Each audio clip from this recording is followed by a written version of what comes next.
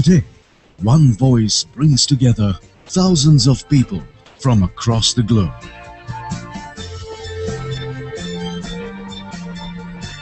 I have heard when more than half of the nation was in darkness, how come Gujarat managed 24 hours electricity? Can the right moral values and progress walk hand in hand? Witness an epic moment as Narendra Modi becomes the first Indian politician to use Google Plus Hangout to answer your questions and share his vision for a strong and glorious India, long cherished by Swami Vivekananda. Get face to face with the Chief Minister along with Ajay Devgan as he takes your questions and speaks about his point of view on Indian culture, politics, social issues, economic growth, and his personal style. Welcome to this defining moment on Google Plus Hangout. Hello everyone. Welcome to the Google Hangout. We're very sorry. We apologize for the delay because we were told that the whole system crashed. There was so much of traffic and it took us an hour to manage that. But anyways, now that we start, जब मुझसे पूछा गया कि will I be a part of this, तो मैंने immediately हाँ कर दी, क्योंकि मोदी जी के बारे में मैंने बहुत कुछ सुना था कि बहुत कमाल के लीडर हैं, बहुत सारे रिफॉर्म्स किए हैं उन्होंने, एजुकेशन से लेके इंफ्रास्ट्रक्चर तक, इंडस्ट्रीज के लिए रेड कारपेट वेलकम है, he is a people's leader. फिर मुझे इनसे मिलने का मौका मिला when we started a solar project in Gujarat called Roha solar. और जो कुछ मैंने इनके बारे में सुना था, मुझे लगा कि सब का सब सही है. जिन जिन लोगों ने जो मुझे बताया था, I think everything was right in front of me. तो मैंने इनसे बहुत सारे सवाल किए कि कैसे मैनेज किया आपने और आपकी टीम ने इतने सब रिफॉर्म्स और ये सब. तो उन्होंने बहुत सारे इंटरेस्टिंग जवाब दिए मुझे. आज आपका मौका है, आप इनसे डायरेक्टली सवाल पूछ सकते हैं. तो मिस्टर मोदी.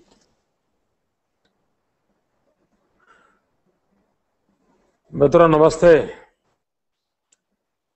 ये मेरा सौभाग्य है कि मुझे आज विश्व भर में फैले हुए भारत के संबंध में जिज्ञासा रखने वाले लोगों से और भारत के प्रति प्रेम रखने वाले आप सबसे मिलने का अवसर मिला है.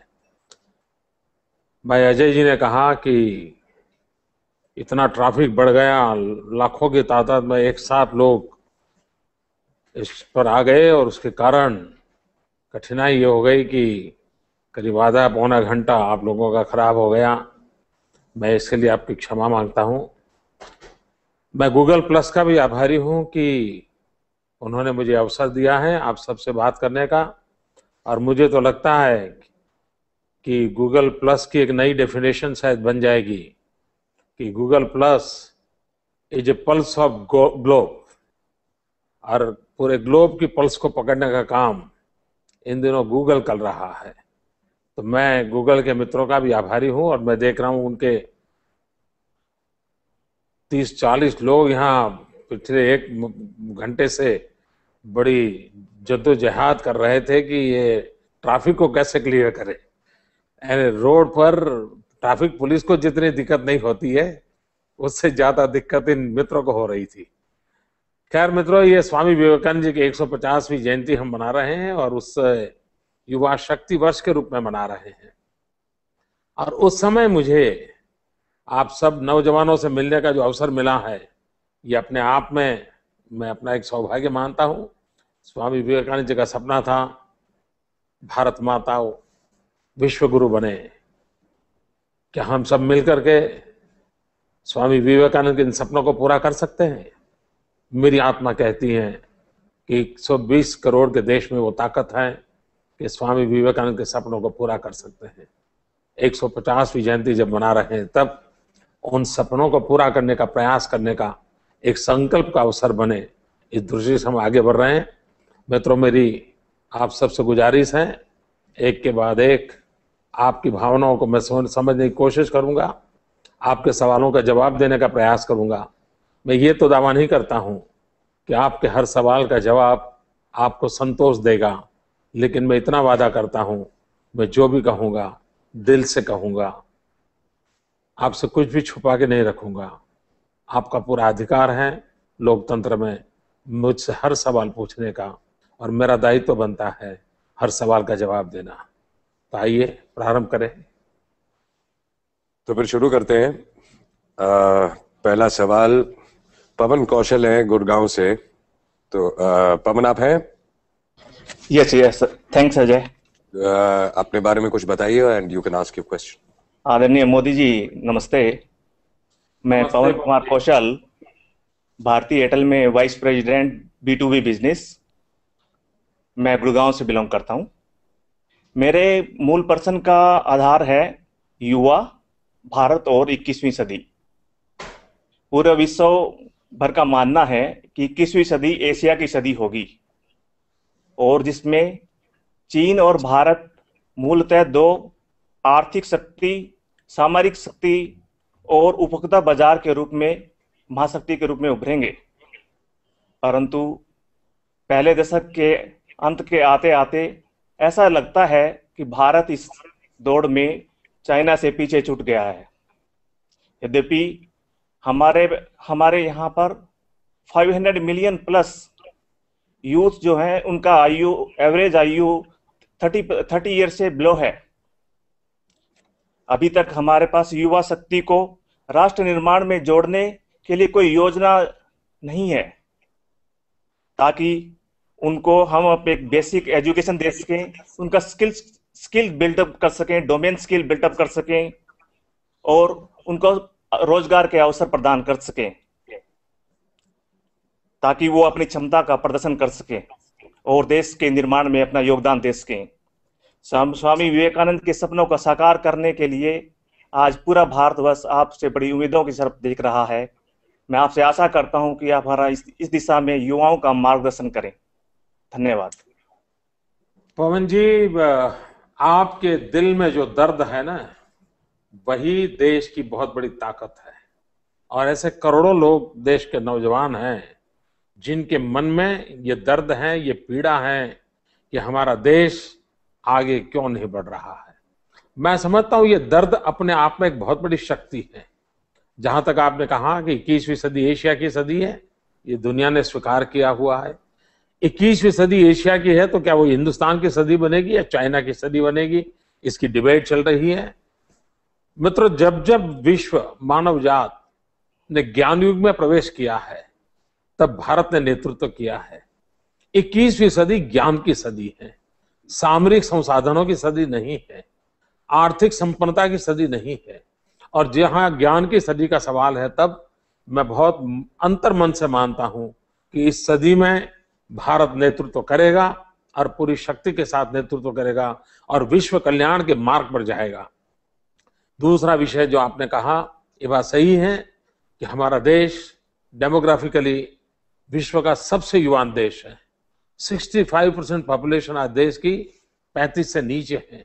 और जिस देश के पास इतना बड़ा युवा वर्कफोर्स हो, अगर उसको ठीक ढंग से चैनलाइज किया जाए तो हम देश की बहुत बड़ी सेवा कर सकते हैं। और उसमें एक महत्वपूर्ण काम है स्किल डेवलपमेंट। आपकी बात सही है कि चाइना ने स्किल डेवलपमेंट को बहुत महत्व दिया है। हजारों की तादाद में स्किल डेवलपमेंट के काम चल रहे हैं। भारत ने भी उस दिशा में कुछ प्रयास आरंभ किए हैं, लेकिन गुजरात ने विशेष रूप से इस पर बल दिया है। हम स्वामी विवेकानंद जी की 150वीं जयंती को युवा वर्ष के रूप में मना रहे हैं, लेकिन उसमें स्पेशल फोकस हमारा है स्किल डेवलपमेंट। और हमने पूरे गुजरात में इतनी बहुत बड़ी मात्रा में, इतने क्षेत्रों में स्किल डेवलपमेंट के काम को शुरू किया है कि जिसके कारण वैल्यू एडिशन हो रहा है, एक प्रॉपर वर्कफोर्स तैयार हो रहा है और हम ग्लोबली कॉम्पिटिटिव बने। विश्व के बाजार को कब्जा करने का सपना देख करके हम मैन्युफैक्चरिंग की दुनिया में हमारे स्किल का उपयोग करें, इसकी ओर हम ध्यान दे रहे हैं। और मुझे विश्वास है कि भारत विश्व गुरु बनेगा। भारत की युवा शक्ति पूरे विश्व में भारत का नाम रोशन करेगी। जब तक आईटी का जमाना नहीं आया था, दुनिया हिंदुस्तान की तरफ देखने को तैयार नहीं थी। जब आईटी में हमारे 20-22 साल के नौजवानों ने दुनिया को अचरज में डाल दिया, पूरी दुनिया को हिंदुस्तान के ज्ञान का लोहा मानना पड़ा। तो पूरे विश्व ने आज हमें शक्ति के रूप में स्वीकार किया है। ये हमारे 18, 20, 22 साल के नौजवानों ने किया है। तो मुझे उन पर भरोसा है, मुझे उन पर नाज है। वो आगे चल करके भी उस शक्ति और सामर्थ्य को दिखाएंगे। गुजरात ने कुछ प्रयास किए हैं, प्रयोग किए हैं, वो सफल रहे। मैं एक छोटा सा प्रयोग बताता हूं। मेरे चेंबर में, मेरी ऑफिस में एक सीएम फेलोशिप का कार्यक्रम मैं करता हूं और मैं विश्व के भारतीय युवकों को निमंत्रित करता हूं कि आइए सीएम फेलोशिप में जुड़िए। आपको जानकर के हैरानी होगी, जिनको साल का 1 करोड़, 2 करोड़, 5 करोड़ के पैकेज हैं, ऐसे नौजवान अपनी ऐसी होनहार नौकरी छोड़ करके मेरे यहाँ सीएम फेलोशिप में आते हैं। 15,000, 20,000 रुपए में काम करते हैं। छोटी सी कुटिया में रहते हैं, एक छोटे से रूम में रहते हैं और पूरी सिस्टम को समझते हैं। और उनके कारण मुझे इतनी फ्रेश एयर मिलती है, इतने नए नए विचार मिलते हैं, इतनी नई टेक्नोलॉजी का वो उपयोग करते हैं कि पूरी मेरी व्यवस्था बहुत तेजी से बढ़ रही है। और मेरा ये सीएम फेलोशिप का प्रयोग पिछले 2-2.5 साल से ही मैंने चलाया है। आगे चल करके मैं उसको बहुत विस्तार करने वाला हूं। तो देश की युवा शक्ति को हम उपयोग कर सकते हैं। पिछले साल मैंने एक कार्यक्रम किया था, गुजरात गोल्डन जुबली ईयर था। गुजरात गोल्डन जुबली ईयर में मैंने युवकों को कहा कि आप 100 घंटे दीजिए। और मैं हैरान हूं कि करीब करीब लाखों की तादाद में नौजवानों ने 100 घंटे दिए। अपने तरीके से कहीं सफाई का काम किया, कहीं शिक्षा का काम किया, कहीं आरोग्य का काम किया और किसी भी प्रकार की प्रतिष्ठा प्रसिद्धि के लिए नहीं किया, कुछ न कुछ देश को देने के लिए किया। अगर आज मेरे जैसे एक छोटे व्यक्ति ने नौजवानों को प्रार्थना की और इतनी बड़ी तादाद में 100 आवर देने वाले नौजवान मिल गए, ये बहुत बड़ी बात है। मैंने अभी मेरे यहाँ एक अभियान चलाया है, गुटखा मुक्ति अभियान। लोगों को कैंसर से पीड़ित हो जाते हैं नौजवान, गुटखा खाने के कारण माँ बाप अपना नौजवान बेटा खो देते हैं, कई नौजवान बहन विधवा हो जाती हैं। इस पीड़ा को देख करके गुजरात में हमने गुटखा प्रतिबंध का अभियान चलाया और मैंने एक लोगों को अभियान किया कि आप मुझे 8009 मिस कॉल करके मेरे साथ समर्थन जुड़ाइए। मैं देख रहा हूं कि नौजवान इस काम को आगे बढ़ा रहे हैं। 8009 इस पर मिस कॉल कर करके इस पूरे मेरे काम को इतना संबल दे रहे हैं कि मोदी जी, गुटखा मुक्ति के लिए हम आपके साथ हैं। ये नौजवानों की शक्ति को जोड़ने के हमको तरीके ढूंढने पड़ेंगे और अगर हम तरीके ढूंढेंगे, मैं मानता हूं हमें सफलता मिलेगी। पवन, मैं बहुत आभारी हूं आपका। आपने देश की चिंता की है, देश के भविष्य की चिंता की है और विशेष करके देश के नौजवानों के लिए आपके दिल में दर्द है। वही दर्द देश की एक नई ताकत है। माननीय मोदी जी, आपने जो मार्गदर्शन किया उसके लिए धन्यवाद। मैं आपसे अपेक्षा करता हूं कि आपके गुजरात से बाहर पूरे देश के युवाओं का मार्गदर्शन कीजिए। हम सब युवा भी आपके साथ कदम से कदम मिलाने के लिए तैयार खड़े हैं। धन्यवाद। थैंक यू पवन। मुझे और ऐसा लगता है कि जो की टू प्रोग्रेस अगर देश का है तो वो एजुकेशन है। राइट। जिसमें आप कुछ कहना चाहेंगे कि आप? देखिए, शिक्षा के क्षेत्र में हमारी आवश्यकता है कि हम प्राइमरी एजुकेशन पर बल दें, एजुकेशनल इंफ्रास्ट्रक्चर पर बल दें और उसके बड़े से साथ साथ अच्छे टीचरों पर बल दें। आप जानते हैं कि आज किसी भी माँ बाप को पूछ लिया जाए कि आपके जीवन की एक पहली प्राथमिकता क्या है, हिंदुस्तान के अमीर से अमीर व्यक्ति को भी पूछोगे, गरीब से गरीब व्यक्ति को पूछोगे, तो जवाब ये देगा कि मेरी प्राथमिकता है मेरे बच्चों की शिक्षा। हर व्यक्ति को अपने बच्चों की शिक्षा की चिंता है। अमीर से अमीर आदमी को भी बच्चों की शिक्षा की चिंता है। और बच्चों की शिक्षा का मतलब ये नहीं है कि एयर कंडीशन स्कूल, उसकी अपेक्षा है अच्छे टीचर। हमारे देश में अच्छे टीचर का निर्माण हो, इस पर एक नए तरीके से सोचने की आवश्यकता है। हमारे यहाँ IIM चलते हैं, IIM से पढ़ करके CEO निकलते हैं। दुनिया की कंपनियों को बढ़िया ढंग से चलाने वाले CEO को पैदा करने का काम हिंदुस्तान की कई IIM के द्वारा हो रहा है। क्यों ना हम एक नया इनिशिएटिव ले। मित्रों, मैंने गुजरात के अंदर एक इनिशिएटिव लिया है, Indian institute of teachers education, IITE। इस IIT हमने टीचर्स निर्माण करने के लिए एक स्वतंत्र यूनिवर्सिटी बनाई है और इस स्वतंत्र यूनिवर्सिटी के द्वारा 12th के बाद जो टीचिंग प्रोफेशन में जाना चाहता है, इन सबको हम इनवाइट करते हैं। ऐसे नौजवान आ रहे हैं और उसमें से वो टीचिंग में ही ग्रेजुएशन करेंगे, पोस्ट ग्रेजुएशन करेंगे, पीएचडी करेंगे। और मित्रों, पूरे दुनिया में मिलियंस ऑफ मिलियन टीचर्स की आवश्यकता है। हिंदुस्तान जैसा देश दुनिया में टीचर एक्सपोर्ट कर सकता है, और जब टीचर एक्सपोर्ट करते हैं तब हमारी संस्कृति को भी साथ साथ एक्सपोर्ट करते हैं। पूरे विश्व को एक परिवार मानने वाला हिंदुस्तान जब टीचर पूरे दुनिया में एक्सपोर्ट कर सकता है तो पूरे दुनिया को एक मानवता के पाठ पढ़ाने का भी काम कर सकता है। विश्व के अनेक संकटों के निर्मूलन का भी एक रास्ता हमारा देश दिखा सकता है। और उसी दिशा में एक छोटा सा प्रारंभ गुजरात ने किया है। Indian institute of teachers education, एक टीचर्स निर्माण करने वाली यूनिवर्सिटी। और मैं वो दिन का इंतजार कर रहा हूं, जैसे आईआईएम के कैंपस के इंटरव्यू में जाकर के जो लोग सीईओ ढूंढते हैं, वे करोड़ों रुपयों के कैंपस इंटरव्यू के साथ पैकेज देते हैं। वो दिन आएगा जब कैंपस इंटरव्यू होगा, लोग टीचर्स ले जाएंगे और टीचर्स को लेकर के अपने भाग्य का निर्माण करेंगे। तो एजुकेशन के दिशा में बहुत कुछ काम करने की जरूरत है। गुजरात ने कुछ प्रयास किए हैं। Mr. Trivedi from London, would you like to ask him? What do you want to ask him? Hi, good evening. My name is Rohit Trivedi. I work as a consultant for a retail group in London. My question to Mr. Modi ji is, can you please define secularism? Why is that the media and the Congress have, if I can say, communalized the issue in the word? Thank you very much. Trivedi ji, आपने एक बड़ा सनातन सवाल पूछा है। Secularism पर हमारे देश में भारी डिबेट होती रहती है और सेक्युलरिज्म की कई डेफिनेशन हो रही है। डिक्शनरी में सेक्युलरिज्म की जो डेफिनेशन है वो तो आज हिंदुस्तान में कहीं पर भी नहीं है। हिंदुस्तान में सेक्युलरिज्म की डेफिनेशन हर एक ने अपने अपने तरीके से की है। और मैं भी कभी कभी सोचता हूं कि हर व्यक्ति ने अगर सेक्युलरिज्म की डेफिनेशन की है तो मैं भले ही छोटा इंसान हूं, मुझे भी सेक्युलरिज्म की अपनी डेफिनेशन देने का अधिकार है। तो मैं हमेशा कहता हूं कि मेरे लिए सेक्युलरिज्म मीन्स इंडिया फर्स्ट, मेरा भारत सबसे पहले। ये अगर हर भारतीय के दिल में रहा, वो सबसे बड़ा सेक्युलरिज्म है।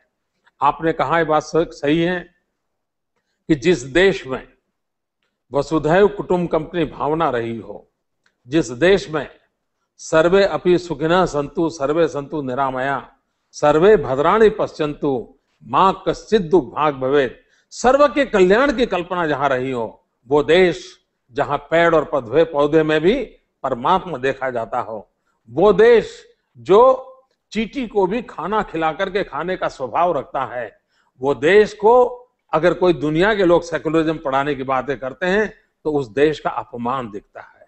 हिंदुस्तान ही है जिसने सारे विश्व को सही अर्थ में सेक्युलरिज्म सिखाया है। जब तक अफगानिस्तान हिंदुस्तान का हिस्सा था, वहां के सेक्युलरिज्म को कभी सवाल नहीं उठा था। जब तक पाकिस्तान हिंदुस्तान का हिस्सा था, कभी सेक्युलरिज्म का सवाल नहीं उठा था।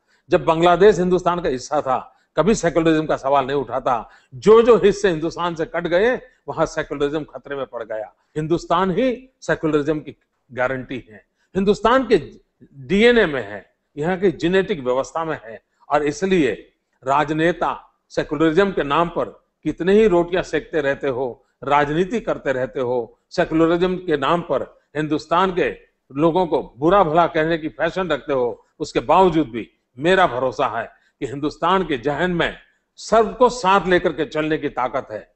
और हम लोग कहते हैं कि सर्वपंथ समभाव। वोट बैंक की राजनीति ने हमारे सेक्युलरिज्म की ऊंचाइयों को बहुत खोखला कर दिया है। जिस दिन वोट बैंक की राजनीति खत्म होगी, हिंदुस्तान का सेक्युलरिज्म पूरा विश्व समझ पाएगा। विश्व को साथ रखने का सामर्थ्य, मुझे गुजरात का उदाहरण है। आज से 700 साल पहले दुनिया की माइक्रो माइनॉरिटी पारसी कौम ईरान से आई और मेरे गुजरात के अंदर भाई की तरह बस गई। आज हमारे यहाँ दुनिया की माइक्रो माइनॉरिटी गुजरात में रहती है और सबसे सुखी है, सबसे सुखी संतोषी हैं। ये मैं गुजरात के अनुभव से कह सकता हूं। ये हिंदुस्तान की ताकत है और उस ताकत में हमें नाज होना चाहिए। हम पूरे विश्व को अपना मानने वाले लोग हैं, पूरे विश्व को एक परिवार मानने वाले लोग हैं और इसलिए सेक्युलरिज्म पर कोई खतरा नहीं है। सेक्युलरिज्म की समझ को कुछ लोगों ने नुकसान पहुंचाया है, वोट बैंक की राजनीति खत्म हो जाएगी तो वो भी ठीक हो जाएगा, ये मेरा विश्वास है। Thank you very much for your answer, and I wish you all the best for your coming election, and wish I can work as a volunteer for you one day. Thank you. Thank you. Mr. Mani Bhushan from Bangalore. Good evening mister Ajay Devgan, Narendra Modi ji, और मैं आपने आपके इस पहल का तहे दिल से स्वागत करता हूँ। चलिए, माय क्वेश्चन इज, जैसा कि हम सभी जानते हैं आजकल maximum number of youth don't want to involve themselves in politics because इसका एक ही रीजन है कि पॉलिटिशियन का bad image, even if they want their family will not allow to do so. तो आपका क्या इस पर पॉइंट ऑफ व्यू है? बिकॉज वी ऑल नो कि until and unless youth will not be active, we cannot expect India to be a developed country by 2020 or before that. What you wanted to say or how you would like to convey them? देखिए, राजनीति अपने आप में खराब नहीं है। ये देखा जाए तो भगवान कृष्ण किस चीज से जुड़े हुए थे? वो जो सारा कारोबार था वो अपने आप में राजनीति थी। भगवान रामचंद्र किससे जुड़े थे? वो जो कारोबार था वो अपने आप में राजनीति थी। भगवान बुद्ध कहाँ पैदा हुए थे? राज परिवार में पैदा हुए थे। महात्मा गांधी जी ने राजनीतिक सॉल्यूशन खोजने के लिए, देश को आजादी देने के लिए राजनीतिक क्षेत्र को पदार्पण करके पूरे देश को जगाया था। तो राजनीति अपने आप में खराब नहीं है, लेकिन दुर्भाग्य से हमारे देश में आजादी की जो ललक थी, आजादी के बाद उस ललक को जिंदा रखने का जो जरूरत थी, हमने स्वराज्य प्राप्त किया, उसी मिजाज से सुराज्य प्राप्त करने की दिशा में हमने अगर प्रयास किया होता और देश के युवाओं को इस सुराज्य के निर्माण के लिए जैसे आजादी में हिस्सेदार बनाया था, देश आजाद होने के बाद भी हिस्सेदार बनाया होता, तो शायद ये दूरी न होती और आज स्पेशल कोशिश करके एंट्री लेने का प्रयास करना पड़ता है, वो नहीं होता, वो सहज रूप से होता। दूसरी बात है, आज से 30-40 साल पहले हमारा देश का जो नेतृत्व उभर करके आता था वो या तो आजादी के आंदोलन में से पैदा हुआ था या रचनात्मक कार्यों से हो रहा था, लेकिन धीरे धीरे धीरे गिरावट आई। वो परिवार में से नेतृत्व पैदा होने लग गए, धीरे धीरे गिरावट आई। वो जातिवाद में से नेतृत्व पैदा होने लगे, जातिवादी जहर में से नेता बड़ा होने लगा। धीरे धीरे माफिया भी राजनीति में आने लगे, बंदूक की नोक से नेता पैदा होने लगे। तो इस प्रकार की बुराइयां आई हैं, उन बुराइयों को रोकना है तो अच्छे पढ़े लिखे नौजवानों ने निष्ठा के पूर्वक आगे आना पड़ा है। देश के लिए कुछ झेलना पड़े तो झेल करके भी आना पड़ेगा, अपने परिवार की भी आलोचना सहनी पड़े तो आना पड़ेगा। हम ये सोचे कि सब कंफर्ट होगा, जैसे किसी के माँ बाप राजनीति में है और जैसे ही सीधा उसको स्ट्रेट वे प्रगति हो जाती है, हर एक की नहीं होगी। भाइयों बहनों, मैं अपने आप में बहुत ही सामान्य परिवार से आता हूं। मेरे परिवार में राजनीति का र भी कोई नहीं जानता है। मेरे पिताजी कभी गांव के अंदर भी क्या पद होता है वो जानते नहीं थे, लेकिन मैं हिम्मत के साथ समाज के लिए कुछ करने के लिए निकल पड़ा। राजनीति रास्ता बनाती चली और आज मुझे गर्व है कि राजनीति की वो ताकत होती है कि जहां बैठा हुआ व्यक्ति नीति निर्धारण कर सकता है, पॉलिसी फ्रेमवर्क बना सकता है और पीढ़ी तक उसका प्रभाव पैदा कर सकता है। और इसलिए राजनीति बहुत ही निर्णायक पोजीशन पर होती है। मैं नौजवानों को निमंत्रण देता हूं कि आप आइए, लेकिन मैं उसके पहले ये कहना चाहूंगा, कुछ बनने के लिए जो लोग राजनीति में आते हैं वो राजनीति को भी बुरा करते हैं, खुद के जीवन को भी बर्बाद करते हैं। मेरी प्रार्थना होगी नौजवानों को, मुझे सलाह देने का अधिकार तो नहीं है, लेकिन अनुभव से मैं कहता हूं, बनने के सपने देख करके राजनीति में नहीं आना चाहिए, कुछ करने के सपने देख करके राजनीति में आना चाहिए। मैं भरोसा देता हूं आप कर भी पाएंगे और हो सकता है जनता आपको भी कुछ बना के रहेगी। जनता पे छोड़ दीजिए, आप कुछ करने के मकसद से आइए कि मुझे ये चेंज लाना है, मुझे ये परिवर्तन लाना है, मैं मेहनत करूंगा, मैं इस इलाके को ठीक करूंगा, मैं इतने दोस्तों को साथ लेके चलूंगा। आप आइए, आप हिम्मत रखिए और बहुत ही कंफर्ट सोचते होंगे। और मित्रों, राजनीति ये मक्खन पर लकीर करने वाला खेल नहीं है। राजनीति ये पत्थर पर लकीर करने वाला खेल है और पत्थर पर लकीर करने का शौहर देश के नौजवानों में होता है। वो आएंगे, मुझे विश्वास है बहुत ही उत्तम काम करके जाएंगे। बहुत बहुत धन्यवाद माननीय नरेंद्र मोदी जी और अजय देवगन साहब कि आपने हमारे सवालों का इतने अच्छे से जवाब दिया और इसके लिए हम आपको तहे दिल से फिर से स्वागत करते हैं। एक सवाल है, रिटन सवाल है, Seema Kaul from Jammu and Kashmir. Modi ji, how has your experience of the idea of urbanization been? Do you see it has made governance stronger at the local level? सीमा जी, अच्छा होता मैं आपसे सीधी बात कर पाता, लेकिन शायद टेक्नोलॉजी के फॉल्ट के कारण आपका रिटर्न सवाल का जवाब मैं दे रहा हूं, और मैं विश्वास करता हूं शायद आप वहां पर उस छोर पर मुझे देख भी पाती होगी और मुझे सुन भी पाती होगी, या तो बाद में शायद आपको YouTube के पर जाकर के देखना पड़ेगा। लेकिन अच्छा होता मैं आपको रूबरू में बात कर पाता। आपका सवाल सही है कि गुजरात ने एक प्रयोग किया है। आज चारों तरफ अर्बनाइजेशन की एक चिंता है। गुजरात भी 42% अर्बनाइजेशन है। अगर हम अपने गांवों की चिंता नहीं करेंगे तो हम शहर को भी खतरे में डाल देंगे। महात्मा गांधी कहते थे, भारत गांवों का देश है।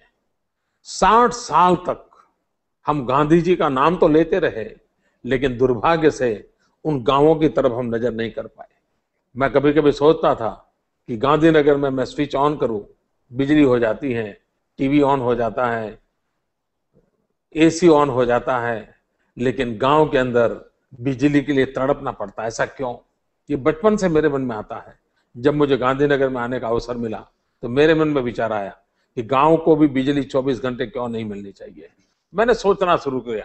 ईश्वर ने मुझे एक आइडिया दिया, पता नहीं परमात्मा ने कैसे मुझे सुझा दिया, और हमने एग्रीकल्चर फीडर और डोमेस्टिक फीडर को अलग करके टेक्निकल सॉल्यूशन निकाला। और भाइयों बहनों, गुजरात पहला राज्य है कि जो गुजरात के सभी गांवों में 24/7 3 phase uninterrupted power 365 days available है। यहां पावर कट क्या होता है किसी को कल्पना ही नहीं है। सोच रही हो, सारे हिंदुस्तान के अंदर बिजली जाती है, वो खबर बन जाती है। भाइयों बहनों, हमारे गुजरात में बिजली जाने की कोई खबर ही नहीं होती है। ये हमने स्थिति पैदा की है। तो गांव के जीवन में बदलाव लाना चाहिए। इस सारी सोच में से एक विचार आया कि हम क्यों ना एक ऐसा नया मॉडल खड़ा करें जिसमें आत्मा गांव की बनी रहे और सुविधा शहर की विकसित हो। और उसके लिए रूरल अर्बन कॉम्बिनेशन से हमने एक रर्बन कंसेप्ट को डेवलप किया है। और हमने अभी कुछ ऐसे स्थानों को सिलेक्ट किया है, करीब 250, जहां पर हम ये कंसेप्ट लाए हैं कि जहां आत्मा गांव की हो, सुविधा शहर की हो। और मुझे इसका फायदा दिख रहा है। जैसे 24 घंटे बिजली हुई, आपको जानकर के खुशी होगी। गुजरात हिंदुस्तान में शायद और दुनिया में भी बहुत से समृद्ध देशों में भी शायद नहीं होगा, हमारे यहाँ 18,000 गांव हैं और सभी 18,000 गांव ब्रॉडबैंड कनेक्टिविटी वाले हैं। ये 21वीं सदी का इंफ्रास्ट्रक्चर कैसा होना चाहिए वो हमारे गुजरात में हमने करके दिखाया है।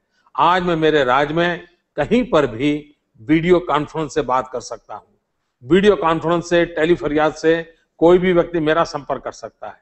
तो हमने गवर्नेंस को और अजूत मजबूत करने में टेक्नोलॉजी का, ई गवर्नेंस का, इंफॉर्मेशन टेक्नोलॉजी का, कम्युनिकेशन टेक्नोलॉजी का भरसक प्रयास किया है।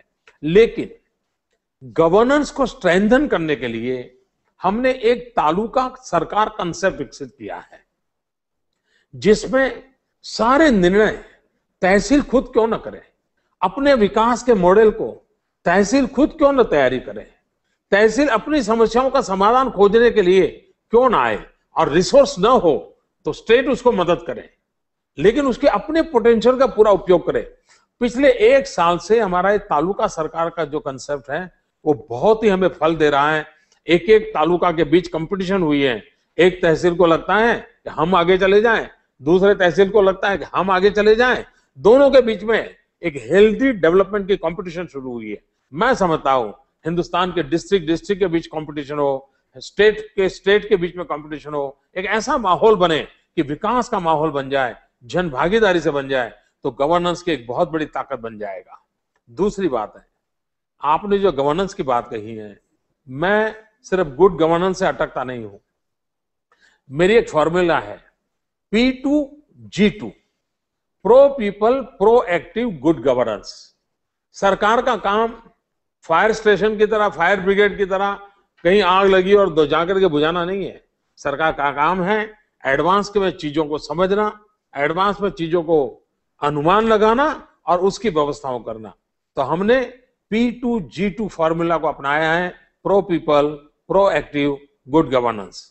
मुझे विश्वास है कि मेरी बात आप तक पहुंची होगी और मैं कोशिश करूंगा कि गूगल के माध्यम से भी आप तक ये बात पहुंच जाए। I really think this idea of urbanization, the concept is fabulous. We have Shiva from New York. Hello, sir. My name is Shiva Kumar. I am in New York, USA. I work for ASR International Corporation. We provide services to oil and petrochemical industries and aviation industry. Sir, मेरा जन्म भूमि is Hyderabad, Andhra Pradesh, and my karma bhumi is New York, USA. And today I am really honored to have with my Priyatam Neta Narendra ji and my favorite actor Ajay Devgan ji. Sir, actually we missed a chance. We are always waiting for you to receive in USA, Narendra ji. हमें पता नहीं है हमें वो सौभाग्य कब होगा, मगर एक दिन तो जरूर होगा कि आप प्रधानमंत्री के रूप में यूएसए में कदम लगाए as a special guest of our. Sir, I have one question. आपके जो भी क्वेश्चंस अभी तक चले उसमें जो मैं आपको क्या क्वेश्चन पूछा मैं भूल ही गया था। You are such an inspiration leader and whenever we meet here in New York on any of the things, so हमारे friends या groups में काफी चर्चा होता है गुजरात के बारे में, the way the Gujarat is being developed. So once upon a time, I being from Andhra Pradesh, I always compare AP with Gujarat, but today AP is nowhere before Gujarat. We need a leader like Narendra Modi in every state of Andhra Pradesh, in every state of India. So we don't know when we'll see the dream, but definitely we'll hope to see you as Prime Minister of India so that every state will have a CM like Narendra Modi.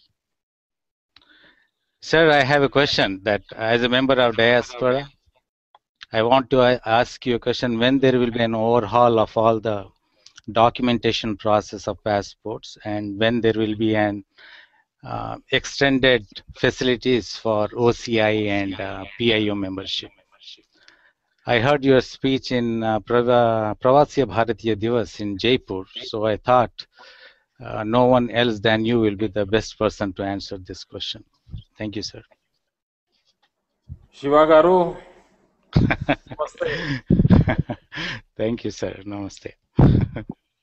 आपको भी अपना फल लगा होगा जब मैं शिवा गारू कहता हूँ तो। या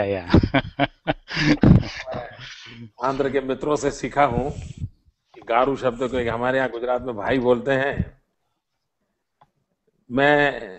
आपने जो मेरे लिए अच्छी भावना व्यक्त की इसके लिए मैं आपका बहुत आभारी हूँ।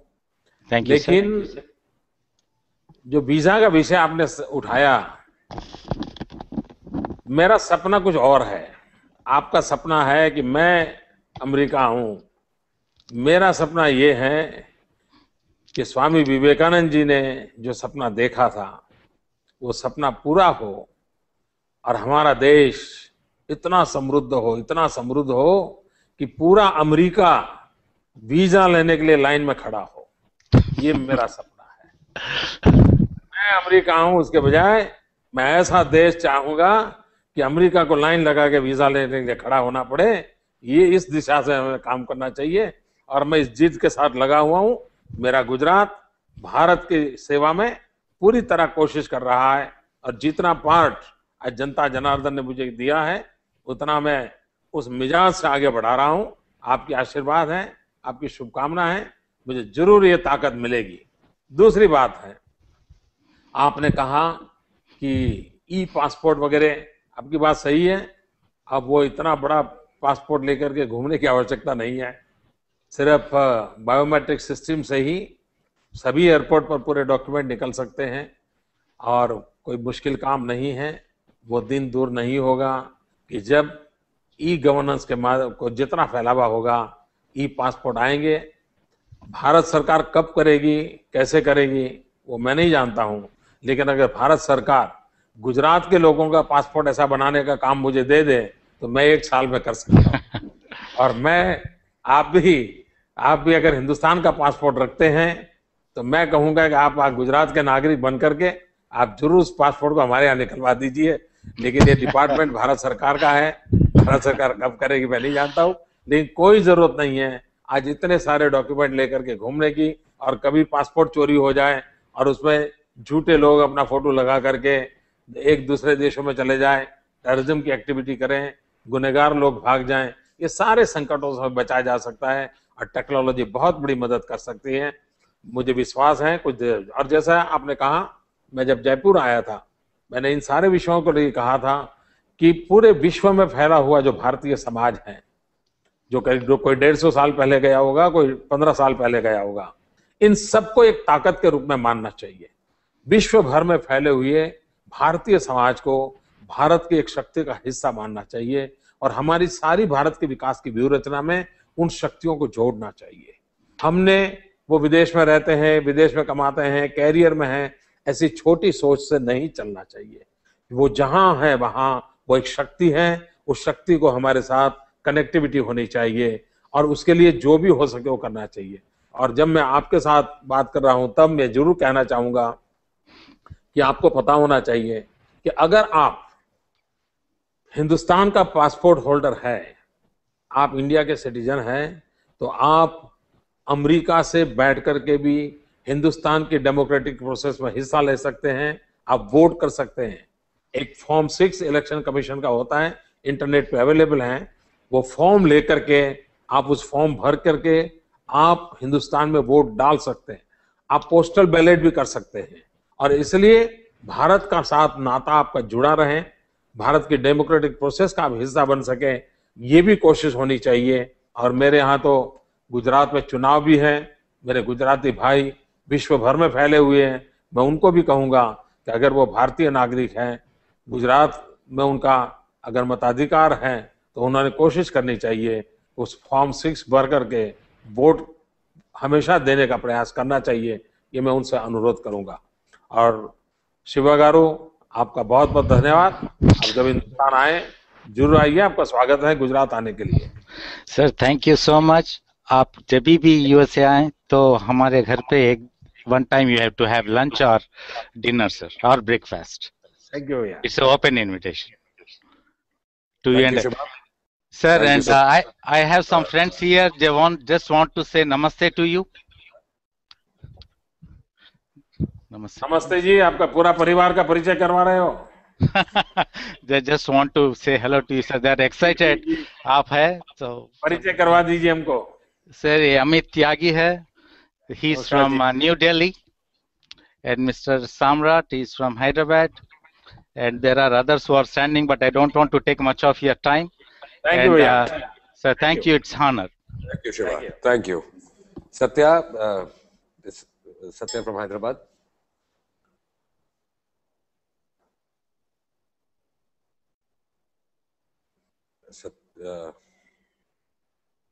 Is Satya there or should we move on? Yes, I'm there. Hello. Okay.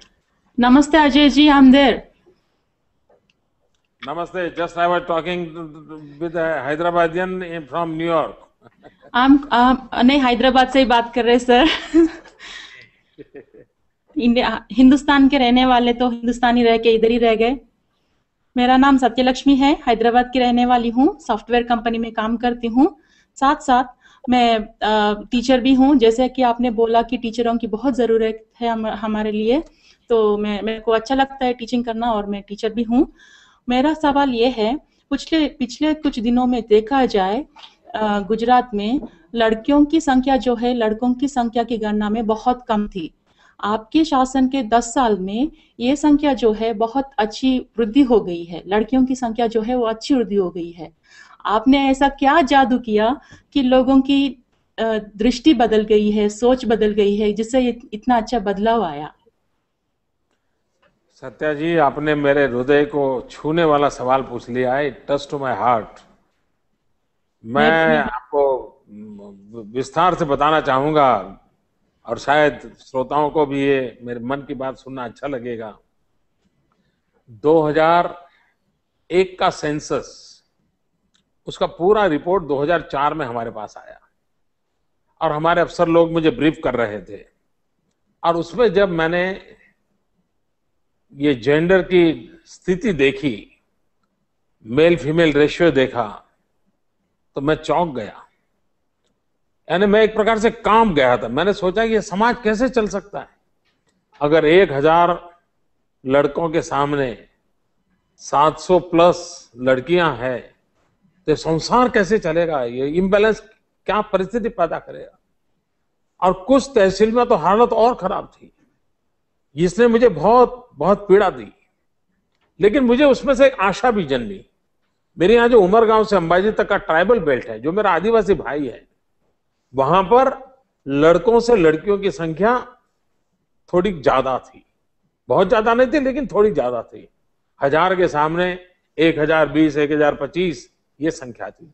तो मुझे लगा कि मेरे ट्राइबल भाइयों बहनों से मुझे कुछ सीखना चाहिए और मेरे गुजरात को भी सिखाना चाहिए और पढ़े लिखे लोगों को ज्यादा सिखाना चाहिए। क्योंकि जब तक दिमाग में बेटा बेटी एक समान ये भाव पैदा नहीं होता है, तब तक ये परिस्थिति बदलनी नहीं। और इसके लिए जन आंदोलन खड़ा करना चाहिए। और हमने खुद ने बहुत बड़ा जन आंदोलन किया। मैं खुद उसका नेतृत्व करता था। राजनीति को बाजू में छोड़ दिया, सरकार को बाजू में छोड़ दिया। मैं हर हफ्ते समय देता था बेटी बचाओ आंदोलन के लिए। फिर कुछ कानून कड़े किए, डॉक्टरों को हमने मजबूर किया कि ये सब बंद कीजिए, आप ये स्थिति आप नहीं चलने देंगे। तो इसको भी हमने रोका और साधु संतों को जोड़ा। मैरिज सेरेमनी में भी शपथ दिलवाना शुरू कर दिया। मास मैरिजेज मेरे यहाँ होते हैं, उसमें भी शपथ दिलाना शुरू कर दिया। माताओं को विशेष रूप से इकट्ठा किया कि अब हम किसी भी मां की गोद से, पेट से बेटी की हत्या नहीं होने देंगे। अनेक बच्चों ने ड्रामा तैयार किए, स्ट्रीट ड्रामा तैयार किए। यानी लोक शिक्षा का एक अनुभव हुआ। कभी कभी हमने एक ऐसे कुछ तो इमोशनल ड्रामा बनाए हुए हैं कि गर्भ में से ही बेटी बोल रही है कि मां तुम मुझे मत मारो। वो जब कहती है तो पूरा ऑडियंस रो पड़ता है। एक इमोशनल स्टेज पर हम चीज को ले गए और धीरे धीरे स्थिति बनी कि आज हम काफी आगे हैं। और अभी भी करना बहुत बाकी है। हम ये दावा नहीं करते हो गया है, लेकिन पुरानी खोट इतनी है, इतना मार्जिन है, इसको भरने में हमें समय जाएगा। लेकिन मुझे इतना संतोष है कि आज जितने लड़के पैदा होते हैं, करीब करीब उतनी ही लड़कियां पैदा होना शुरू हुआ है। पुराना बैकलॉग इतना है कि जिसमें लड़के ज्यादा हैं, लड़कियां कम है। लेकिन आगे वाले दिनों में ये स्थिति बदलेगी और हमने कभी भी समाज के अंदर ये पाप होने नहीं देना चाहिए। और पढ़े लिखे लोग ये पाप करते हैं तब और पीड़ा होती है। हमने कुछ और चीजें की है माताओं के सशक्तिकरण का। जैसे मैं सरकार की योजना से कोई भी मकान देता हूं तो वो महिला के नाम पे देता हूं।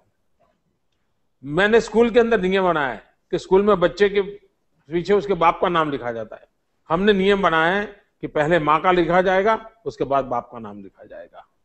हमने कहा है कि अगर महिलाएं प्रॉपर्टी अपने नाम पर लेती हैं तो उसके स्टैंप ड्यूटी में मैंने माफ कर दिया है। तो एक प्रकार से वीमेन एम्पावरमेंट के अनेक प्रयोग हमने शुरू किए हैं और उसके कारण बेटी के प्रति एक अलग लगाव बने, उसकी दिशा में काम किया है। दूसरा, मैंने एक अभियान चलाया है गर्ल चाइल्ड एजुकेशन का। आज 100% मेरे यहाँ स्कूल जाने योग्य बच्चियां स्कूल में दाखिल हो रही है। तो एक नई क्रांति लाने का प्रयास है और मैं मानता हूं वो समाज कभी भी सबल नहीं हो सकता जिस समाज में माँ बहनें अगर दुर्बल हो, अबला हो। नहीं, हमें माँ और बहन सबला होनी चाहिए। हमारी बेटी सबला होनी चाहिए, उसको सशक्त बनाना चाहिए। समाज को सशक्त बनाने का अगर कोई जरिया है तो हमारा माँ है, बहन है, बेटी है, उसको सशक्त करिए। ये मेरा कन्विक्शन है और इस कन्विक्शन के कारण मैं इस काम को कर रहा हूं। ये मेरा पैशन है और मुझे आप सब जैसे बहनों के आशीर्वाद चाहिए कि मैं इस काम को और अच्छे ढंग से करूं। बहुत बहुत धन्यवाद मोदी जी। बहुत अच्छा लगा सुन के कि आपने जो किया अच्छा किया। आशा करती हूँ सारे हिंदुस्तान में ऐसा कुछ हो कि सब लोग बच्चियों की आदर करें, लड़कियों की आदत करें और लड़कों के जैसा बराबर हम लोगों को भी चांस मिले कि आगे बढ़ने का। बहुत बहुत धन्यवाद। नमस्ते। Thank you Satya, thank you. एक सवाल है अंकित साहू का, youngster from the university of Warwick. Hello sir, I have two questions of the brain drain in India. How can we stop the ongoing brain drain from our country? India is considered to be a service sector country. When will this perception change and how? मैं इसमें थोड़े मेरे विचार भिन्न रखता हूं. अंकित, आप बुरा मत माना, मैं आपके विचारों को खंडित करने का मुझे अधिकार नहीं है. लेकिन जो लोग कहते हैं ब्रेन ड्रेन की बात, तो मैं उनको पूछना चाहता हूं, क्या सारे बुद्धिमान लोग मेरा देश छोड़ के चले गए और सारे हम बुद्धू लोग यहाँ बच गए हैं क्या? तो ये तो हमारे साथ बड़ा अन्याय है. तो ऐसा नहीं है कि इस देश में बुद्धि बची नहीं है. आज भी बहुत ही ऊंची बुद्धिमत्ता वाले लोग इस देश में बस रहे हैं, बहुत बड़ी संख्या में बस रहे हैं. दूसरा मेरा मत है, भारत ये बहुरत्ना वसुंधरा है. यहाँ पर नर रत्नों की खाई है. प्रकार से हमारे यहाँ बेटा बेटी इस प्रकार से हमारे यहाँ पैदा होते हैं कि जिसके अंदर पूरा सामर्थ्य है. और मैं तो मानता हूं, मैं दूसरा मानता हूं, मैं तो चाहता हूं कि हिंदुस्तान की बुद्धि, हिंदुस्तान का ज्ञान दुनिया भर में फैले, लोग विश्व भर में जाएं, हमारा लोहा मनवाएं. हमें डिफेंसिव रहने की जरूरत नहीं है. मैं तो कभी कभी अभी तक सोच नहीं पाया हूं, जब हम माइथोलॉजी में सुनते हैं कि पहले के जमाने में ऐसा निर्णय हुआ था कि साधु महात्मा समुद्र पार नहीं कर सकते, और उसके कारण हिंदुस्तान से ये जो समृद्ध चीजें थी बाहर जा नहीं सकती हैं. अगर अच्छा होता उस समय विश्व में हमारे साधु महात्मा, हमारे ऋषि मुनि समुद्र पार करके गए होते, तो मानव जात को बहुत कुछ नई चीजें दे करके आए होते. और इसलिए भारत के पास दुनिया को देने का बहुत कुछ है, और हम इतने संकुचित क्यों बने कि हमारा देश का कहीं जाना ही नहीं चाहिए. अरे पूरा विश्व एक परिवार बना है. मेरे विश्व की पूरी शक्तियां विश्व भर में फैले, मेरे विचार अलग हैं, और भारत में कोई खोट नहीं है. एक जाएगा तो दूसरा आएगा, दूसरा जाएगा तो तीसरा आएगा. ये भारत माता की गोद ही ऐसी है कि जो नर रत्नों की खान है, वो ऐसे ऐसे नर रत्नों को पैदा करती हैं, ऐसी ऐसी बालिकाओं को पैदा करती हैं जिसके अंदर इतना तेज पुंज पड़ा है जो पूरे विश्व को अपना कर सकता है. इसलिए ये चिंता ही छोड़ दीजिए. सोचिए ये कैसे जाएं, सारे दुनिया में कैसे पहुंचेंगे, नए तरीके से सोचिए.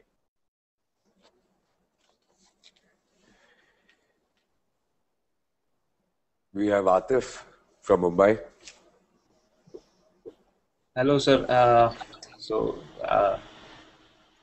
मैं पहली बार आपको ऐसा लाइव देख रहा हूँ और आपसे बात करके काफी खुशी हो रही है. क्या शुभ नाम भैया आपका? आतिफ लोधी. मैं मुंबई से हूँ. मैं सॉफ्टवेयर इंजीनियर हूँ यहाँ की एक आईटी फर्म में. तो मेरा सवाल ये था आपसे कि जैसा कि आप जानते होंगे, मानेसर में 18 जुलाई को जो हादसा हुआ था मारुति सुजुकी फैक्ट्री में, जिसकी वजह से मैं समझता हूँ कि इन्वेस्टर्स के दिलों में काफ़ी गलत इंप्रेशन पहुंचा है. और अगर हम गुजरात की बात करें तो लेबर रिलेशंस काफ़ी पीसफुल रहे हैं इन द लास्ट डेकेड. तो आप इन्वेस्टर्स को किस तरह यकीन दिलाएंगे कि जो मानेसर में हुआ है वो गुजरात में नहीं होगा? देखिए, मानेसर को भी एक अपवाद रूप घटना के रूप में लेना चाहिए. इसे एक जनरल टोन में नहीं लेना चाहिए. और अपवाद रूप घटना में लेंगे तो मानेसर की बात को भी हरियाणा गवर्नमेंट को या हरियाणा स्टेट को भी अन्याय नहीं होना चाहिए. और मैं मानता हूं हमारे देश की छवि तब बनेगी कि जब हम इन बातों से ऊपर उठ करके सोचेंगे. चाहे घटना हरियाणा में होती हो, चाहे गुजरात में होती हो, चाहे बिहार में होती हो, आसाम में होती हो, हमारा सबके प्रति समान भाव होना चाहिए. ये भूमिका देश हित के लिए बहुत जरूरी है. मेरी भूमिका ये है कि हमने किसी के साथ अन्याय नहीं करना चाहिए. ऐसी घटनाएं घटे न घटे, इस प्रकार अलग अलग बातें हो सकती है. मैं गुजरात एक्सपीरियंस को शेयर करता हूं, लेकिन इसको आप कृपा करके मानेसर के साथ मत जोड़िए. मानेसर में ऐसा हुआ, मोदी के यहाँ ऐसा हुआ, ऐसी तुलना न करें. कृपा करके मीडिया के लोगों से मेरी प्रार्थना है, ऐसी तुलना जरा भी मत करना. पूरे देश का एक ही चित्र जाना चाहिए. जहां तक गुजरात का सवाल है, बाय एंड लार्ज गुजरात एक एंटरप्रेन्योर सोसाइटी है. व्यापारी बुद्धि का आदमी रास्ते खोजना जानता है, और इसलिए वो टकराव बहुत कम पसंद करता है। और इसके कारण हमारे जेनेटिक सिस्टम में ही, कॉमर्स होने के कारण हमारे वेन में ही फाइनेंस दौड़ता रहता है, और इसलिए हम चीज को हम उस प्रकार से करते हैं। और उसमें हमने एक फैमिली लाइक एनवायरनमेंट क्रिएट किया है। लेबरर हो, मैनेजमेंट हो, इन्वेस्टर हो, गवर्नमेंट हो, ये चारों partner, they are one family for the progress, for the development. अगर ये फैमिली लाइक एनवायरनमेंट बना तो फिर तनाव कम से कम आते हैं। दूसरा होता है कानून। गरीब से गरीब आदमी को न्याय दिलाना ये कानून की पहली फर्ज होती है, पहला दायित्व होता है। और मेरे सरकार में कोशिश है कि गरीब के साथ उसका एक्सप्लॉयटेशन नहीं होना चाहिए, उसके साथ अन्याय नहीं होना चाहिए। अगर इन बातों में हम अगर थोड़ी कठोरता बरतते हैं तो इंडस्ट्रियल हाउसेस होते हैं, मैनेजमेंट होती है, इन्वेस्टर होते हैं, वो भी ठीक ढंग से चलते हैं। और तीसरी बात है, जैसा एक इन्वेस्टर मनी इन्वेस्ट करता है, वैसे लेबरर अपना पसीना इन्वेस्ट करता है। श्रम को भी पूंजी मानना चाहिए, मेरी वैचारिक भूमिका है। श्रमिक भी जो करता है वो भी एक इन्वेस्टमेंट है। सिर्फ पैसे डालने वाला पैसा डालता है, वही इन्वेस्टमेंट। और इसलिए दोनों का इक्वल पार्टनरशिप है जहां तक व्यवस्था का सवाल है। ये सोच हमने पनपाई है, इस सोच को हमने आगे बढ़ाया है, और उसके कारण मेरे यहाँ इंडस्ट्रियल डिस्प्यूट मिनिमम है। आज हम कह सकते हैं कि गुजरात 0 मैंडेट लॉस वाला स्टेट है। और दूसरी बात है, गुजरात के अंदर जो लेबर है ना, वो अधिकतम हिंदुस्तान के अन्य राज्यों से आया हुआ है। इसलिए इस प्रकार के गुण हिंदुस्तान के अन्य राज्यों में भी है। मेरे यहां लेबर के नाते काम करने वाले बिहार के हैं, उत्तर प्रदेश के हैं, आंध्र के हैं, असम से हैं, कई राज्यों से हैं। वो सब मिलकर के एक परिवार की तरह भारत के विकास के लिए, औद्योगिक विकास के अंदर अपना पसीना बहा रहे हैं। उन सबको मैं सलाम करता हूं। और जैसे सत्यमेव जयते कहते हैं, उसी प्रकार से श्रम एव जयते, इस मंत्र को भी हमने स्वीकार करना होगा। डिग्निटी ऑफ द लेबरर्स, इस पर हमने बल देना होगा। जब अगर हम इन चीजों को करते हैं तो समस्याएं बहुत कम हो जाती है, देश को हम संकटों से बचा सकते हैं और विश्व के लोगों को एक भरोसा दिला सकते हैं। दूसरी बात है, इन्वेस्टर तब आता है कि जिसको उसको स्किल मैन पावर चाहिए, रॉ मैन पावर नहीं चलता है।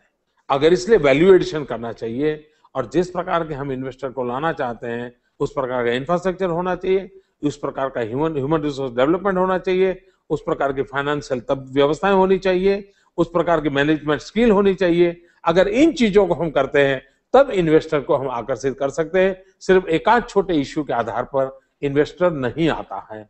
उसको तो अपने रुपयों की सिक्योरिटी चाहिए, उसको अपने रुपये जो खर्च करता है, डॉलर जो लगाता है, उसमें से उसको मिलना चाहिए, और तब जाकर के वो आता है। और इसलिए मैं कहता हूं, जो गुजरात आएगा 1 रुपया बोएगा, डॉलर कमाएगा, ऐसा मैं कहता हूं। और कमाते हैं लोग, मेहनत करते हैं, हम अवसर देते हैं, और सबका सुख सबका भला होता है। Thank you, sir. Thank you for your reply and time. And I wish you all. Thank you. Thanks, Atif. Chandita Bora, Delhi. Good evening, Mr. Devgan and Modi sir. I am basically from Assam, but मैं Delhi university से law कर रही हूँ। मेरा question थोड़ा lighter note पे है। It's in 2 parts. The first part is आपको क्या खाना पसंद है? क्या कोई ऐसा एक डिश है जो आपको बहुत ज़्यादा पसंद है? और क्योंकि आप एक पब्लिक लाइफ लीड करते हैं, इससे आपके डाइट पे कैसा असर होता है? Is it like, does it make very difficult for you to follow a particular type of diet? How do you manage? This is my first part. आपका कभी गुजरात आना हुआ है? हाँ जी सर। आपका कभी गुजरात आना हुआ है? नहीं, अभी तक मुझे अपॉर्चुनिटी मिला नहीं है ये to come and visit Gujarat, but I've heard it's very beautiful and very well managed. दूसरा क्या कह रही थी आप? आप एक पब्लिक लाइफ लीड करते हैं, तो इससे आपके डाइट पर क्या इफेक्ट होता है? How do you manage? सार्वजनिक जीवन में जो काम करता है उसका पेट कभी अच्छा नहीं होना चाहिए। ये मेरा मत है, क्योंकि जो सार्वजनिक जीवन में काम करता है वो उसकी लाइफ इरेगुलर होती है। आज एक गांव में तो कल दूसरे गांव में होता है, कभी यहाँ का पानी पीता है तो कभी वहाँ का पानी पीता है, कभी यहाँ का खाता है तो कभी वहाँ का खाता है। मैं करीब 45 साल से परिव्राजक की तरह भटक रहा हूँ, और आपको जानकर के शायद हैरानी होगी, मैंने करीब करीब 45 साल तक भिक्षा मांग करके खाना खाया है। और जब मैं भिक्षा मांग करके खाता था तो उस घर में जो मिलता था वो मुझे खाना होता था, और उसके कारण मुझे कोई वो टेस्ट नहीं रहा, और मैं लोगों के घर में ही खाता रहा हूँ, क्योंकि मेरी अपनी कोई जीवन की आजीविका व्यवस्था नहीं थी, न कोई घर गृहस्थी है। तो मैं ऐसे ही लोगों के घर जाता था और खाना था, और जो हाजिर होता था।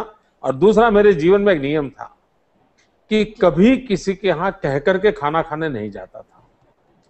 भोजन के समय वहां गया और अगर है तो खाता था, और इसलिए किसी को मैं अवसर नहीं देता था कि मेरे लिए कुछ खास बनाए।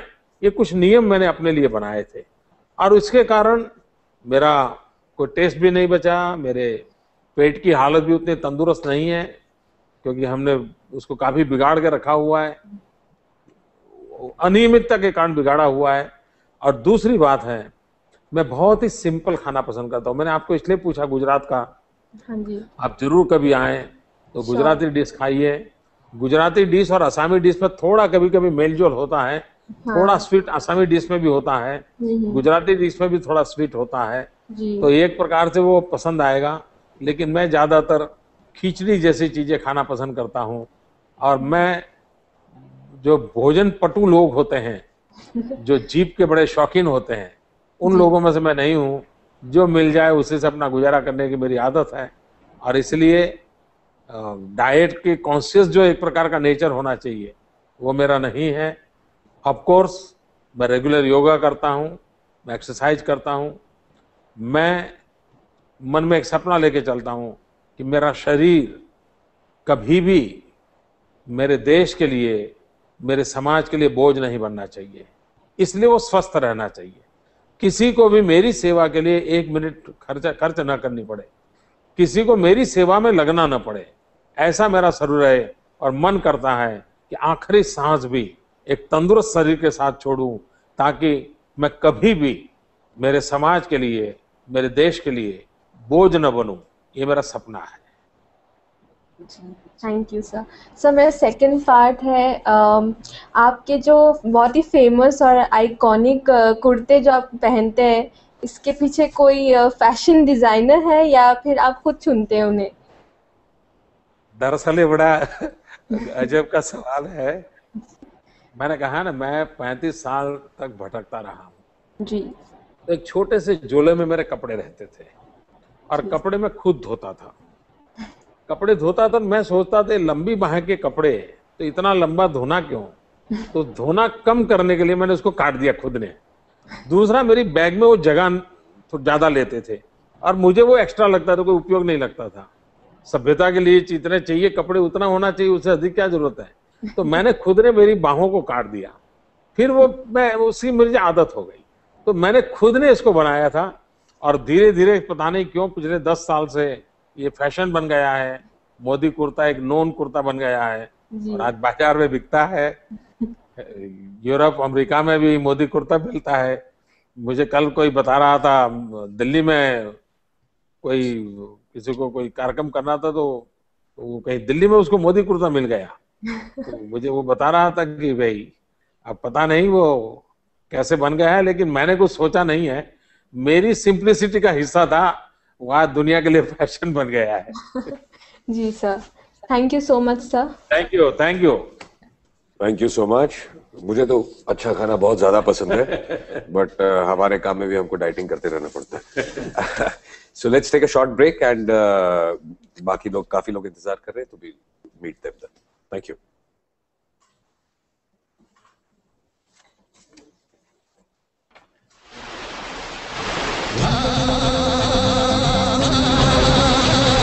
गुजरातस्य गौरवाय राष्ट्र कल्याण हेतवे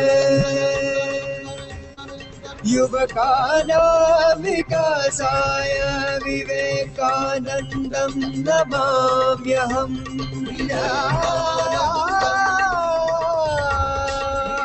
विवेकवाणी।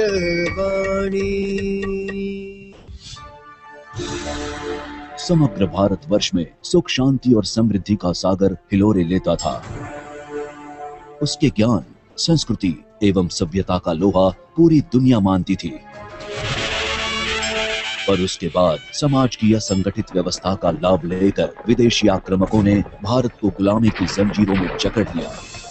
सदियों से घोर अंधकार में डूबे इस देश में बंगाल की क्रांतिकारी धरती पर 12 जनवरी 1863 मकर संक्रांति के पावन पर्व पर नरेंद्र का जन्म हुआ। युवावस्था में कदम रखते ही उन्होंने संन्यास ग्रहण किया और अपना नाम रखा स्वामी विवेकानंद। स्वामी जी ने कश्मीर से कन्याकुमारी, कामरूप से कच्छ तक भारत भ्रमण करके सोते हुए समाज को जगाया।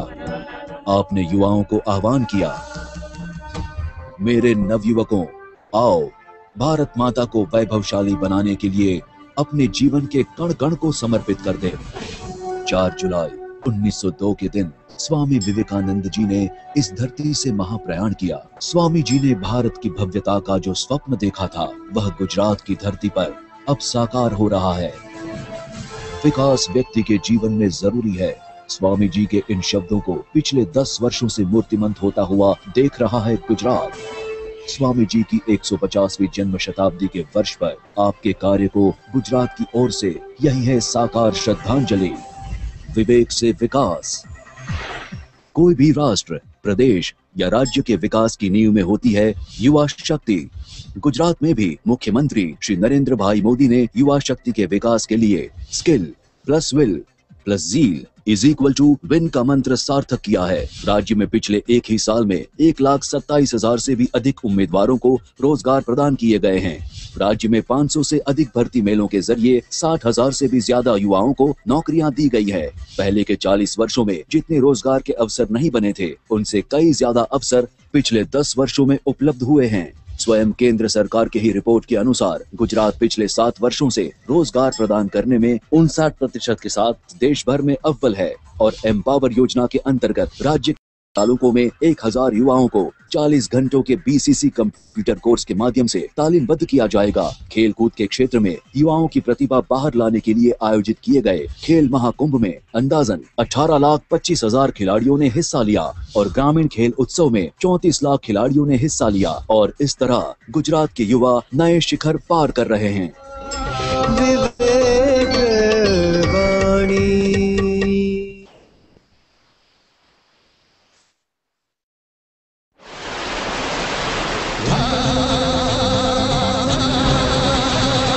गुजरातस्य गौरवाय राष्ट्रकल्याण Hathaway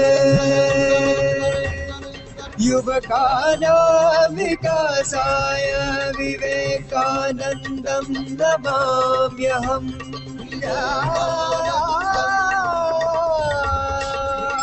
विवेकवाणी।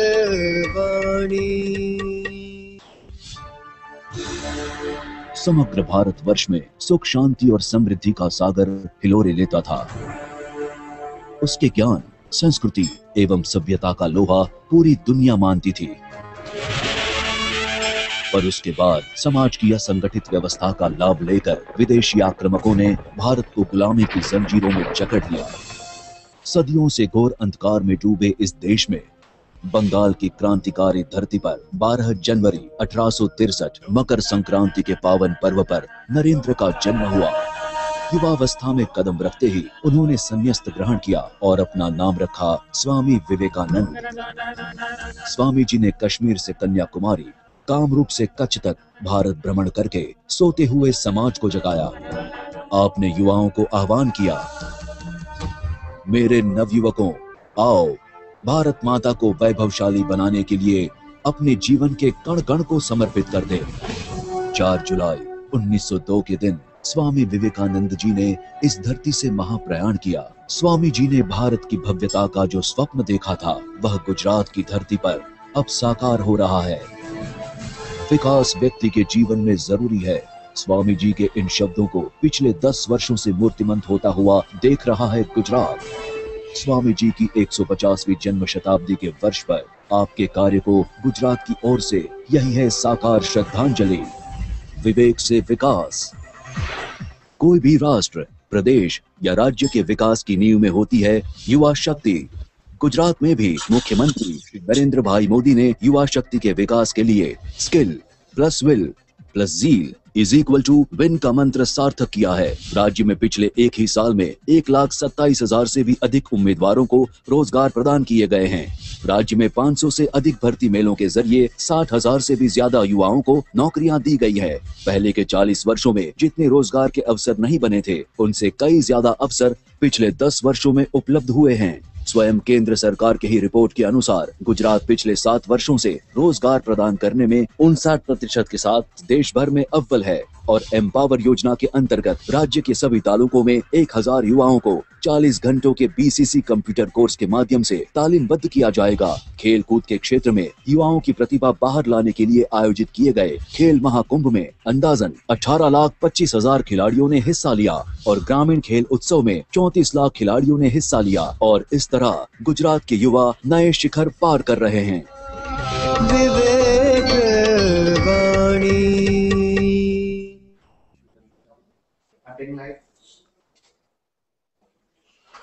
Hello guys, welcome back. और हमारे साथ अब 8 और लोग जुड़े हुए हैं, तो let's start chatting with them. पहली है शिल्पा बैंगलोर से। शिल्पा, नमस्कार मोदी जी, मैं बैंगलोर से हूँ। मैं वीडियो एडिटर हूँ। I am your biggest fan, so please forgive me if I stammer somewhere. My question to you is, how do you remain calm when the media uses such abusive language towards you? Don't you ever get frustrated?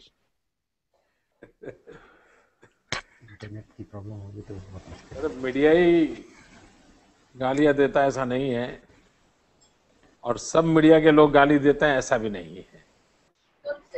ये बात सही है कि कुछ लोग हद पार कर करके बहुत कुछ कह देते हैं।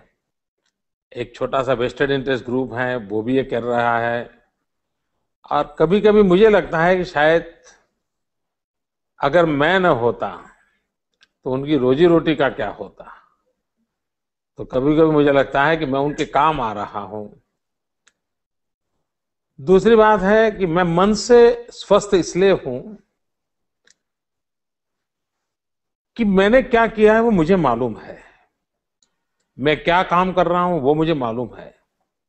मैं क्यों कर रहा हूं ये मुझे मालूम है। मैं किसी स्वार्थवश कुछ नहीं कर रहा हूं। कुछ लेना पाना बनना इस सपनों को लेकर के नहीं कर रहा हूं। मां भारती की सेवा करने का बचपन से एक सपना ठान लिया है, इसलिए कर रहा हूं। और मैं ये भी जानता हूं जब मैं करता हूं तो रोड़े डालने वाले भी होंगे, रुकावट डालने भी लोग होंगे, कठिनाइयां भी आएगी। ये सब होने के बावजूद भी ये क्यों न करे। और इसी एक जो आपने सवाल पूछा, मैंने मेरी किताब है कविताओं की, मेरी एक कविता है जिसमें मैंने लगा है कि लोग मुझे पत्थर मारते हैं, मैं उस पत्थर से ही पक्षी बना देता हूं, उसी की सीढ़ी बना देता हूं और उसी पत्थरों की सीढ़ी से ऊपर चढ़ता चला जा रहा हूं। और इसलिए जो लोग मेरे पर आरोप लगाते हैं उससे भीतर पीड़ा जरूर होती है, लेकिन मैं कभी भी उसे व्यक्त नहीं होने देता और नहीं मैं किसी का बुरा चाहता हूं। जहां तक आलोचना का सवाल है, मैं इसको अप्रिशिएट करता हूं। अगर लोकतंत्र में आलोचना नहीं होती है तो लोकतंत्र में विकास के लिए संभावना ही नहीं है। और इसलिए क्रिटिसिज्म इज मोस्ट वेलकम। सचमुच में तो हमारे देश का दुर्भाग्य है कि हमारे देश में क्रिटिसिज्म नहीं हो रहा है।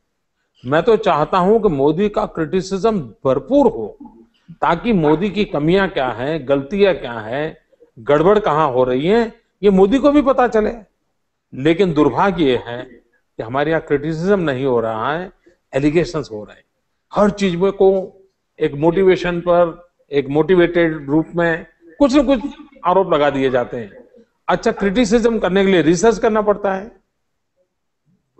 भूतकाल की बातें, वर्तमान की बातें, फैक्ट्स, फिगर, जाना पड़ता है, मिलना पड़ता है। आज किसी के पास जरा समय नहीं है, इसलिए पत्थर मारो, गोले फेंको, दुनिया चलाते रहो। तो मैं हर एक से हमेशा प्रार्थना करता हूं कि क्रिटिसिज्म इज ऑलवेज वेलकम। और मैं तो मानता हूं मुझको बनाने में क्रिटिसिज्म का बहुत बड़ा रोल है, लेकिन मेरी परेशानियों का कारण एलिगेशंस भी हैं। हो सकता है जैसे जैसे लोग मुझे ज्यादा जानने लगेंगे वैसे वैसे ये एलिगेशंस की ताकत और नष्ट हो जाएगी। लेकिन चाहे एलिगेशन करने वाले लोग हों, चाहे क्रिटिसिज्म करने वाले लोग हों, मैं ईश्वर से यही प्रार्थना करता हूं कि मेरे मन में कभी भी किसी के प्रति कोई कटुता पैदा ना हो। मेरी वाणी से, मेरे बर्तन से, मेरी बॉडी लैंग्वेज से कभी भी किसी को हर्ट ना हो, ऐसी ईश्वर मुझे ताकत दे। अगर मुझे इतना मिल गया तो मुझे बहुत आनंद होगा। लेकिन अच्छा लगा कि आपने इस बात को नोटिस किया कि इतने क्रिटिसिज्म, इतने एलिगेशंस के बावजूद भी मैं शांत मन से अपना काम कर रहा हूं। शांत मन से इसलिए काम कर रहा हूं कि मुझे दिन रात मेरे 6 करोड़ गुजराती, मेरा गुजरात, जनता ने मुझे जो दायित्व दिया है वही दिखता है, मुझे और कुछ नहीं दिखता है। जब माँ कितनी बीमार क्यों ना हो, लेकिन घर में अगर बच्चा रोता है तो कितना ही दर्द क्यों ना होता हो, वो बच्चे को संभालने में लग जाती है। गुजरात ने मुझे जो दायित्व दिया है, मुझे कितनी ही पीड़ा क्यों ना हो, मुझे कितने ही घाव क्यों ना लगे हो, मुझ पर हमले कितने ही क्यों तेज न होते हो, लेकिन मेरा दायित्व बनता है इसको कभी जनता की तरफ ट्रांसफर नहीं करने देना चाहिए। उसको मुझे झेलना चाहिए, झेलने की और ताकत बढ़ानी चाहिए और जनता की सेवा शांत मन से निश्चित दिशा में पूरे लगाव के साथ करते रहना चाहिए। उसमें मुझे विचलित नहीं होना चाहिए। और परमात्मा की कृपा रही है कि मैं अब तक अपने आप को संभाल पाया हूं। आप मेरी मदद करें, मुझे आशीर्वाद दें, जनता जनार्दन मुझे आशीर्वाद दे, ताकि मेरे से कभी कोई गलती ना हो जाए। Thank you Modi ji. मेरे 2 बच्चे हैं। In case they want to become leaders, they want to become politicians, I would like them to become like you. Thank you so much. Abhi Thakkar from Gandhinagar. Yes, sir. Thank you. I'm Abhi Thakkar from Gandhinagar, and I've done engineering. And sir, my question is about black money. आप जानते हैं कि black money बहुत बड़ा issue बन चुका है।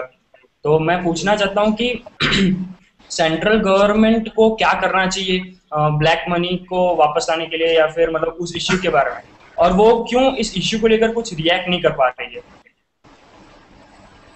आपकी बात सही है। ब्लैक मनी एक बहुत बड़ा इश्यू है, एक पैरेलल इकोनॉमी है, और दूसरा दुर्भाग्य ये है कि पैसे सारे विदेश जा रहे हैं, हिंदुस्तान के काम नहीं आ रहे हैं। अभी अभी स्विट्जरलैंड ने जो कानून बदला है और उसका लाभ जर्मनी ने उठाया है, अमेरिका ने उठाया है। भारत ने भी इस अवसर का मौका लेना चाहिए और विदेशी धन जिन जिन के नामों पर हैं वो सारा डिस्क्लोज करना चाहिए। भारत सरकार ने एक वाइट पेपर निकाला, लेकिन दुर्भाग्य है वो इतना वाइट है, इतना वाइट है, इतना वाइट है कि जिसमें कोई अक्षर दिखाई नहीं दे रहा है। तो ऐसा वाइट पेपर के लिए देश ने नहीं कहा था, ये कोरा कागज देश को दिया है उन्होंने। मैं मानता हूँ कि काला धन अगर देश में वापस आता है, काले धन के ऊपर लाल आंख होती है, तो देश के नौजवानों के भविष्य को बदलने के लिए कभी भी हमें धन की कमी नहीं होगी। चाइना के साथ कंपटीशन करके हिंदुस्तान को विश्व गुरु बनाने का जो सपना है, कोई रुकावट नहीं होगी, ये मेरा पूरा विश्वास है। और इसलिए काले धन के खिलाफ आवाज उठनी चाहिए। मैं तो इलेक्शन कमीशन को भी प्रार्थना करता हूँ कि वो जो एफिडेविट करवाते हैं नामांकन करते समय, तो हर नेता से एफिडेविट करवानी चाहिए कि उसके और उसके परिवार के किसी भी के विदेशों में बैंक अकाउंट नहीं है, विदेशों में उनका कोई धन नहीं है। ऐसी एफिडेविट इलेक्शन कमीशन ने चुनाव के समय हर कैंडिडेट से करवानी चाहिए। और मैं तो मेरे राज्य के अंदर जो पंचायतों के चुनाव होते हैं, नगर पालिका के होते हैं, महानगर पालिका होते हैं, जिसका इलेक्शन कमीशन मेरे राज्य का होता है, मैं आने वाले दिनों में मेरे राज्य में कानून लाने वाला हूं और मेरे राज्य के अंदर जो भी चुनाव लड़ने के लिए जाएगा उसको एफिडेविट करनी पड़ेगी कि उसका दुनिया में कहीं पर भी काला धन नहीं है।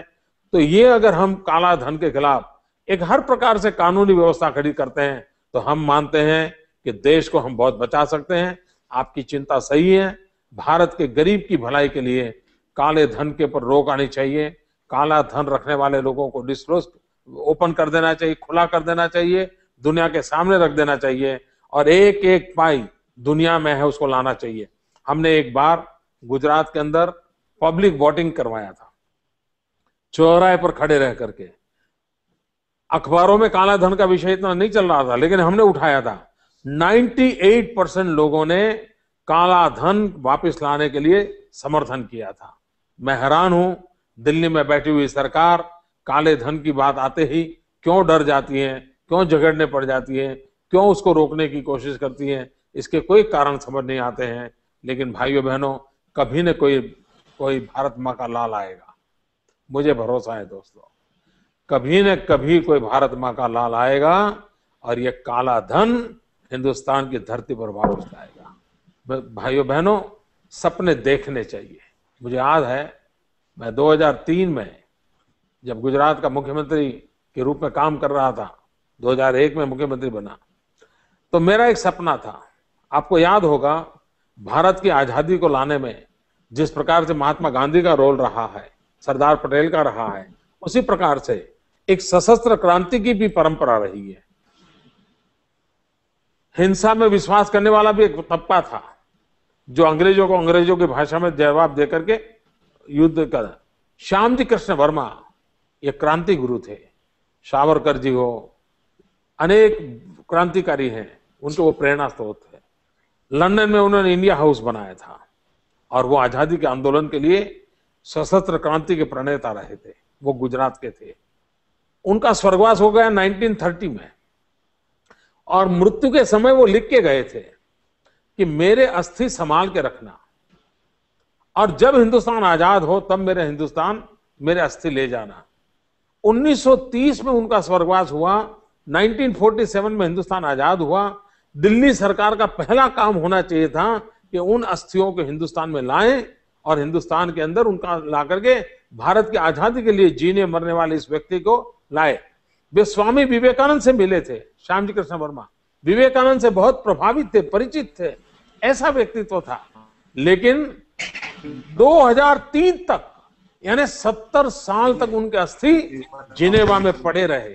वहां की सरकार ने अस्थि को संभाला, लेकिन मेरे देश की आजाद सरकार ने उन अस्थियों की परवाह नहीं की। मैंने भारत सरकार से कॉरेस्पॉन्डेंस किया, मैंने जिनेवा से कॉरेस्पॉन्डेंस किया और आखिरकार मुझे वो सौभाग्य प्राप्त हुआ। मैं जिनेवा गया, उस महापुरुष के अस्थि खुद के कंधे पर उठा के ले आया और आज कच्छ के मांडवी में जहां उनका नेटिव था, वहां मैंने एक इंडिया हाउस बनाया है और वहां उस अस्थि को रखा है। गुजरात के, देश के बहुत बड़ी मात्रा में टूरिस्ट आज वहां आ रहे हैं।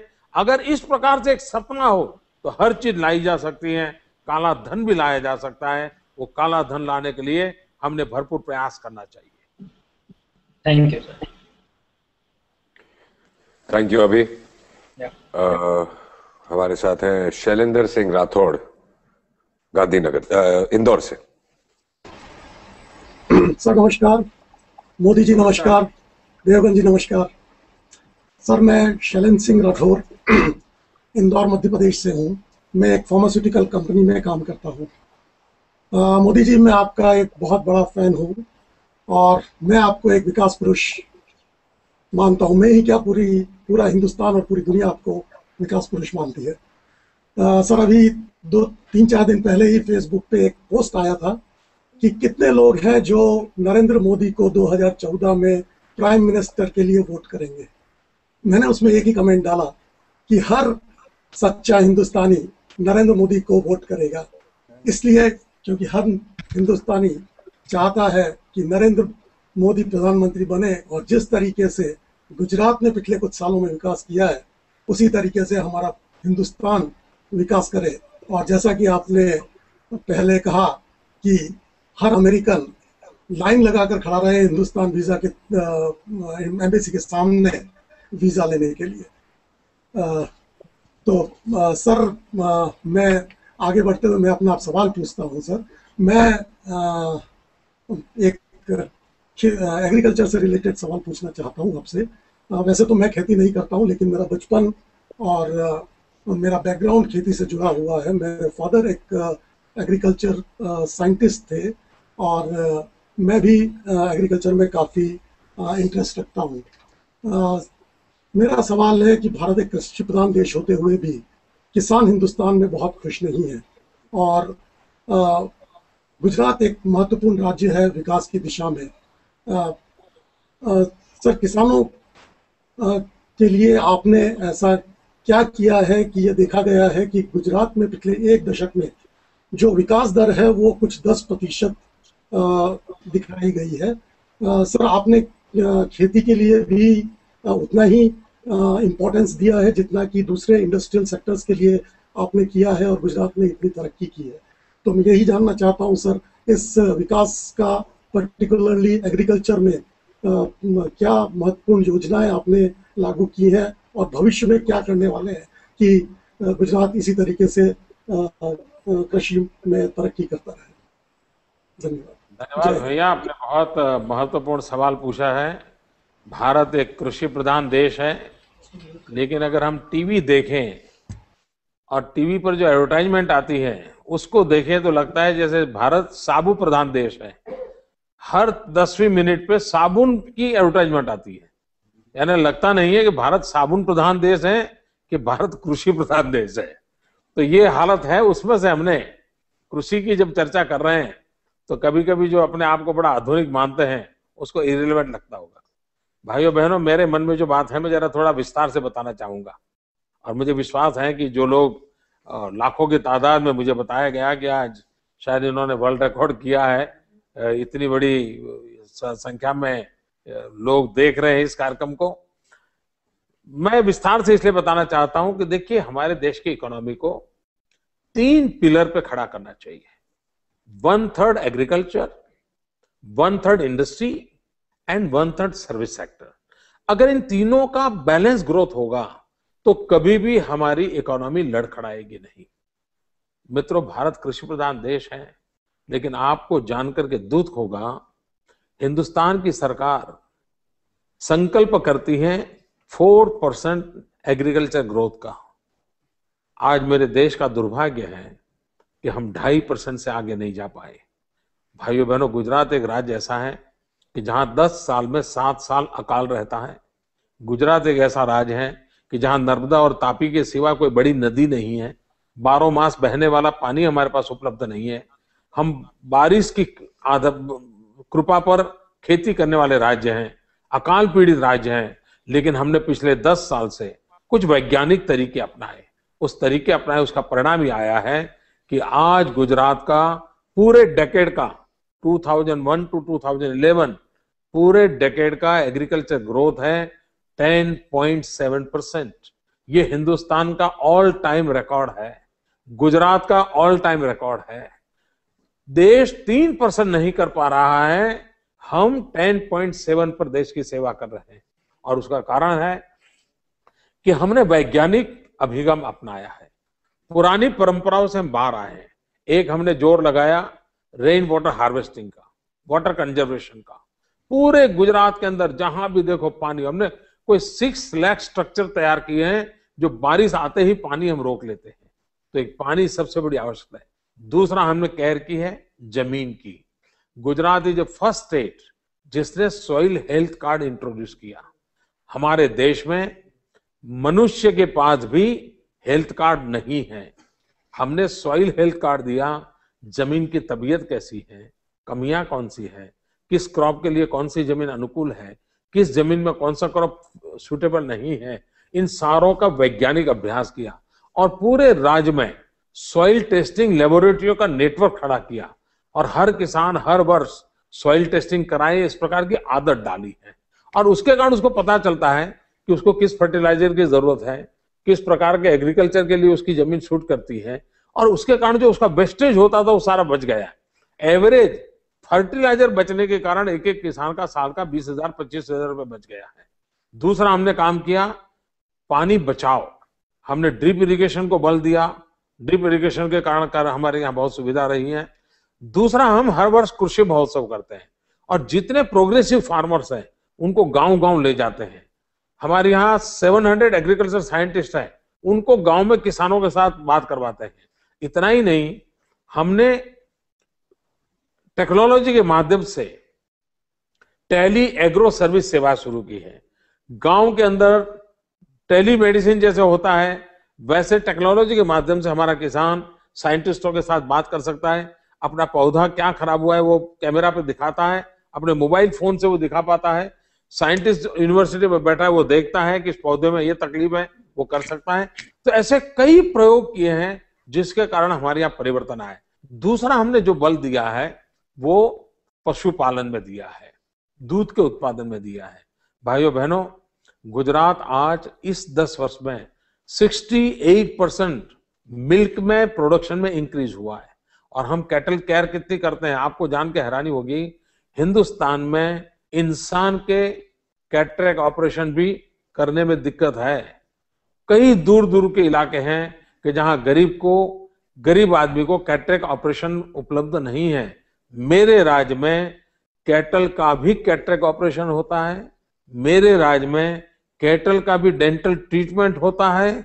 इतनी बारीकी से हम कैटल की केयर करते हैं, जिसका परिणाम हुआ है कि आज 68% हमारे यहाँ हिंदुस्तान की सेना अगर दूध प्राप्त करती है तो दूध गुजरात का होता है।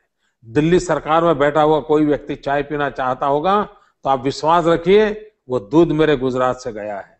अगर आप सिंगापुर गए हैं और चाय पी रहे हो तो लिख करके रखिए वो दूध मेरे गुजरात से आया है। हिंदुस्तान के किसी शहर में जाइए, अगर वहां दूध लेंगे तो आप विश्वास कीजिए वो दूध मेरे गुजरात से आया है। ये मेरे किसानों ने कमाल करके दिखाई है। भाइयों बहन को जानकर के हैरानी होगी, आप आज यूरोप के बाजार में जाकर के कहीं सब्जी खाएं और सब्जी में अगर आप भिंडी खा रहे हैं, आप विश्वास से लिख रखिए वो भिंडी गुजरात के बारडोली से आई होगी। आप अफगानिस्तान जाएं और टमाटर खाएं तो लिख करके रखिए वो टमाटर मेरे गुजरात से आया होगा। आप कहीं पर भी जाइए, आज मेरा कच्छ जो रेगिस्तान है, कच्छ रेगिस्तान है, वो आज मैंगो एक्सपोर्ट कर रहा है। मित्रों, हमने एक नया रिवॉल्यूशन लाया है। हमने फार्मर्स को ट्रेनिंग से लेकर के ह्यूमन रिसोर्स डेवलपमेंट से एग्रो इंफ्रास्ट्रक्चर के लिए काम किया है। मित्रों, गुजरात एक ऐसा राज्य है कि जहां इंडस्ट्रियल डेवलपमेंट हुआ है, साथ साथ एग्रीकल्चर डेवलपमेंट हुआ है। आपको जानकर के आनंद होगा, ये जो मीडिया में कुछ चीजें छप रही है सब झूठ चल रहा है। मेरे राज्य में पिछले 10 साल में 37 लाख हेक्टर, याद रखिए शब्द, 37 लाख हेक्टर नई जमीन खेती योग्य बनाई गई है।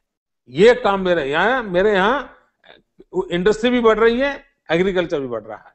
तो ऐसे अनेक प्रयास किए हैं। कृषि महोत्सव ये रेगुलरली नॉलेज ट्रांसफॉर्मेशन का एक बहुत बड़ा अभियान में जून महीने में, जबकि 45 डिग्री टेम्परेचर होता है मेरे राज्य में, हमारी पूरी सेना गांव-गांव जाती हैं, खेत जाती हैं, किसानों के साथ बैठती हैं और बारिश आने से पहले आधुनिक दिशा में कैसे आगे बढ़ना उसके लिए भरपूर प्रयास करती हैं। और उसका परिणाम है कि आज हम इतना we are a cotton grower state. 2001 में मेरे राज्य में 23 लाख बेल्स कॉटन पैदा होता था, 23 लाख बेल्स। आज मेरे राज्य में 1,23,00,000 बेल्स कॉटन प्रोडक्ट होता है। आप कल्पना कर सकते हैं कि कितना बड़ा उत्पादन होता होगा। तो ये काम एग्रीकल्चर में किया है। हिंदुस्तान का किसान सामर्थ्यवान है, समझदार है, बहुत कुछ कर सकता है। और इसलिए मेरा मत है कि आइए हम इसमें जुड़े और हम एग्रीकल्चर को भी उतना ही महत्व दें। मुझे ये भी बताया गया था कि Gujarat is the only state जहाँ पे ग्राउंड वाटर टेबल भी ऊपर आया। यस, गुजरात में करीब 3 मीटर से 13 मीटर तक वाटर टेबल ऊपर आए और वो भी रेन वाटर हार्वेस्टिंग के हमारे अभियान के कारण आए और उसके कारण बहुत बड़ा फायदा हुआ है। Next is Manoj Kesarwani. Manoj Kesarwani ji sir, Modi sir प्रणाम आपको। और मनोज केड़ो हाल है? सब ठीक है सर, आपकी आशीर्वाद। और आज मैं भी धन्य हुआ आपसे बात करके। और अजय जी को नमस्कार और साथ में आने के लिए। हमारा सौभाग्य है कि मैं आपसे लाइव बात कर पा रहा हूँ। सर एक व्यक्तिगत सवाल है जो कि काफी दिनों से घूमता रहा मन में। एक चीज ये है सर कि आप दिन में कितने घंटे सोते हैं?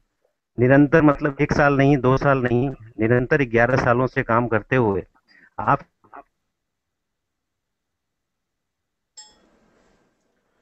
I think there is a connection problem. मेरा जवाब तो पहुंच जाएगा। मैं समझ पाया हूँ कि वो कह थे कि आप दिन में कितने घंटे सोते हैं। भैया मैं दिन में सोता नहीं हूँ। तो लेकिन मैं जानता हूँ कि आपका सवाल है 24 घंटे के हिसाब से, तो मैंने मजाक में कह दिया वो ठीक है, लेकिन मेरी नींद बहुत कम है।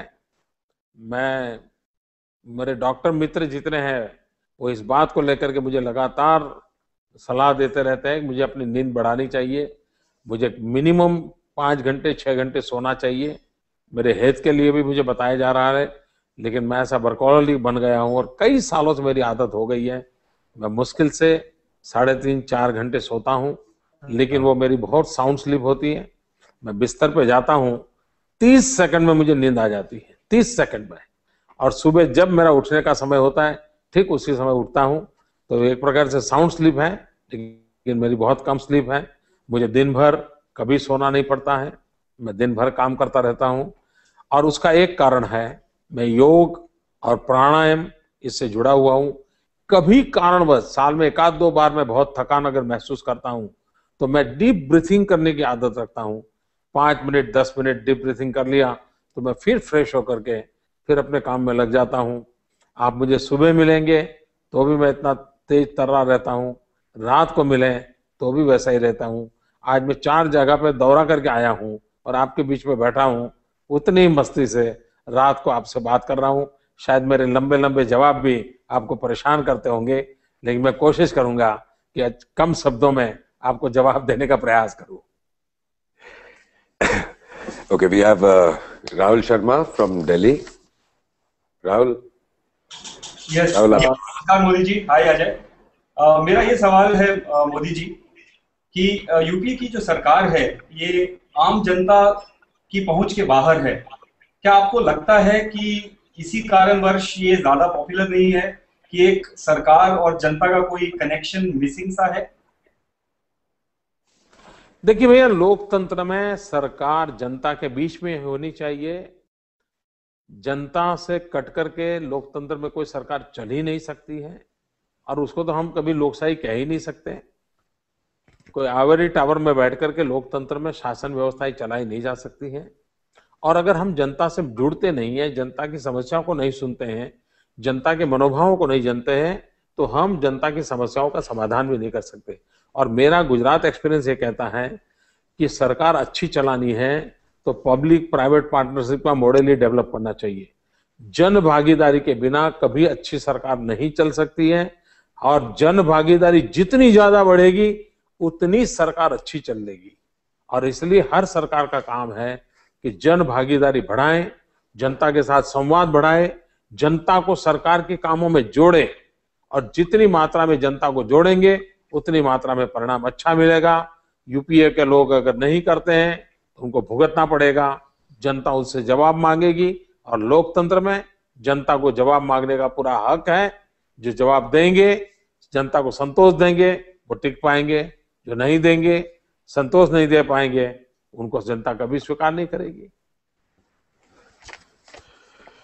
एक रिटन सवाल है जय कृष्ण पारेख फ्रॉम मुंबई।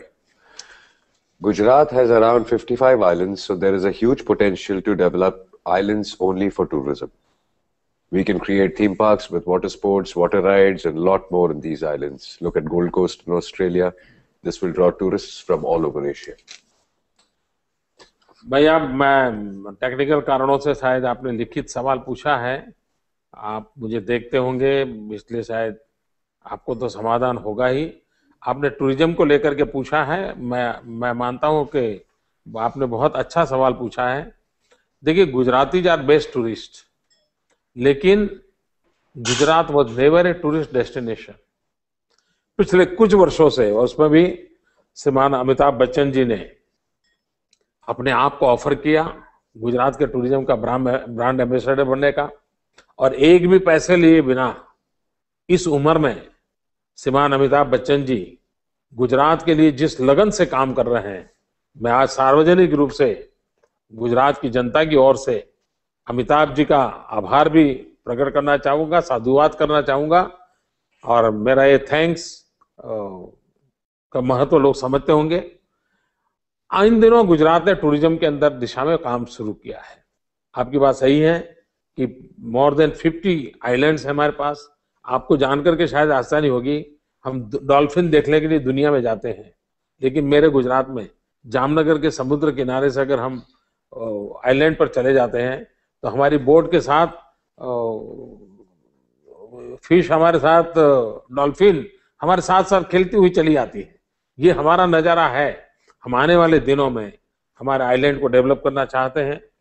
एक छोटे छोटे सिंगापुर एक एक आइलैंड पर बन सकते हैं और बहुत बड़ा टूरिज्म हम आकर्षित कर सकते हैं। हमारा पूरा नया गुजरात समुद्री तट पर विकसित हो रहा है, तो आने वाले दिनों में होगा। उसी प्रकार से क्रूज के लिए बहुत बड़ी संभावना है। मुंबई से कच्छ मांडवी अगर हम क्रूज चालू करें तो दुनिया में शायद ऐसा पैकेज कहीं नहीं मिल सकता अगर इस प्रकार का क्रूज चलाए जाए, जहां पर 2 यूरोपियन लुक सिटी मिलते हैं, Diu and Daman, 2 world heritage मिलते हैं, महात्मा गांधी का पोरबंदर एंड गिर के लायन। हमें 2 स्पिरिचुअल प्लेस मिल सकते हैं, सोमनाथ एंड द्वारका, कच्छ का रण, कच्छ का हैंडीक्राफ्ट, बीच टूरिज्म। यानी एक पैच पे इतनी सारी चीजें हो, ऐसा नजारा कहीं पर दुनिया में नहीं है। और इसलिए मैं प्राइवेट पार्टियों को इनवाइट करता हूं कि आप आइए, मुंबई से मांडवी तक क्रूज चलाइए। धीरे धीरे मुंबई, मांडवी, दुबई, गोवा, मुंबई ऐसा एक रूट बनाया जा सकता है। तो एक बहुत बड़ा एक क्रूज टूरिज्म की संभावनाएं भी गुजरात में है। और गिर का लायन, अब हिंदुस्तान में टाइगर खत्म हो रहे हैं लेकिन लायन की संख्या बढ़ रही है, और ये हमारे यहाँ हमने बहुत वैज्ञानिक तरीके से लायन की सुरक्षा की व्यवस्था की है। जो आने वाले इन दिनों वाइल्ड लाइफ से जुड़े हुए लोग पूरे विश्व में, गुजरात ने जो प्रोग्रेस किया है, जो टेक्निक अपनाई है, उसकी पूरे विश्व में चर्चा है। तो हम इस बात की ओर भी कर रहे हैं। लेकिन मैं सहमत हूँ, गुजरात में टूरिज्म को बहुत संभावना है। गुजरात में टूरिज्म बढ़ रहा है और भी आगे बढ़ाना चाहते हैं। और हमारा जो डेवलपमेंट का मॉडल है, 1/3 agriculture, 1/3 industry and 1/3 service sector, ये 1/3 जो सर्विस सेक्टर है उस पर टूरिज्म ये प्राथमिक हमारा क्षेत्र है। सौरभ गदानी फ्रॉम नासिक। नमस्ते मोदी जी, प्रणाम। नमस्ते। मैं आपका बहुत बड़ा फैन हूँ और मैं आपसे जानना चाहता हूँ कि आपका बहुत फेमस एक कोटेशन है, mind is a never problem but mindset is. इसके बारे में कुछ अधिक जानकारी चाहता हूँ। देखिए भैया, मैं गुजरात के अनुभव से कह सकता हूं कि यही ब्यूरोक्रेसी, यही कानून, यही अफसर, यही दफ्तर, यही लोग, ये सब होने के बावजूद भी स्थिति बदली जा सकती है। और गुजरात ने करके दिखाया। इसका मतलब ये हुआ कि हमारे यहाँ क्षमता की कमी नहीं है, हमारे यहाँ इरादों की कमी नहीं है। सिर्फ उनको एक दिशा मिलनी चाहिए, उनको प्रोत्साहन मिलना चाहिए, उनको अवसर मिलना चाहिए। परिस्थिति पलटी जा सकती है और इसके लिए हमें हमारा माइंडसेट बदलना पड़ेगा। हमारा माइंडसेट बन गया है, नहीं यार चलता है, ठीक है यार, अरे छोड़ो यार, कहाँ होने वाला है, अरे छोड़ो यार, दुनिया डूब गई है, हमें क्या इस जन्म में, चलो यार बेकार, भगवान ने चाहा ये देश में पैदा हो गए। ऐसा ही रोते हुई बातें करते रहते हैं।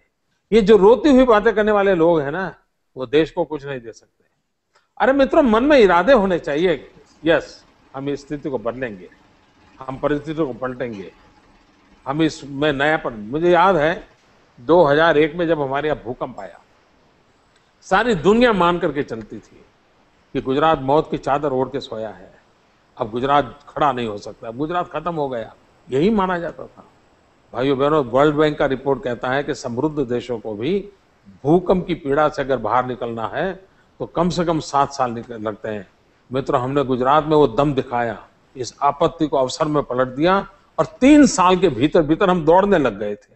और आज कच्छ जो सबके भयानक भूकंप से पीड़ित था, वो हिंदुस्तान का सबसे तेज गति से विकास करने वाला डिस्ट्रिक्ट बन गया है। पूरे हिंदुस्तान का सबसे तेज गति से विकास करने वाला डिस्ट्रिक्ट आज कच्छ बन गया है। एक कच्छ जिले के 20 किलोमीटर रेडियस में हम 4000 मेगावाट बिजली पैदा करते हैं। 20 किलोमीटर रेडियस में हम कच्छ के अंदर 15 किलोमीटर रेडियस के अंदर स्टील पाइप बनाते हैं, जो दुनिया में सबसे ज्यादा प्रोडक्शन करते हैं। हम कच्छ के अंदर विश्व के नंबर 2 टेक्सटाइल मैन्युफैक्चरिंग के अंदर हमने अपने आप को जगह बना लिया है। जो भूकंप में 2001 के पहले कुछ नहीं था, आज दुनिया बदली गई है। अगर सपने देखें, इरादे नेक हो और हम विश्वास के साथ आगे बढ़े, तो यही लोग हैं जो ये ताकत दिखाते हैं। परिणाम तो ये कोई एक व्यक्ति नहीं कर रहा है, ये सब मिलकर के कर रहे हैं।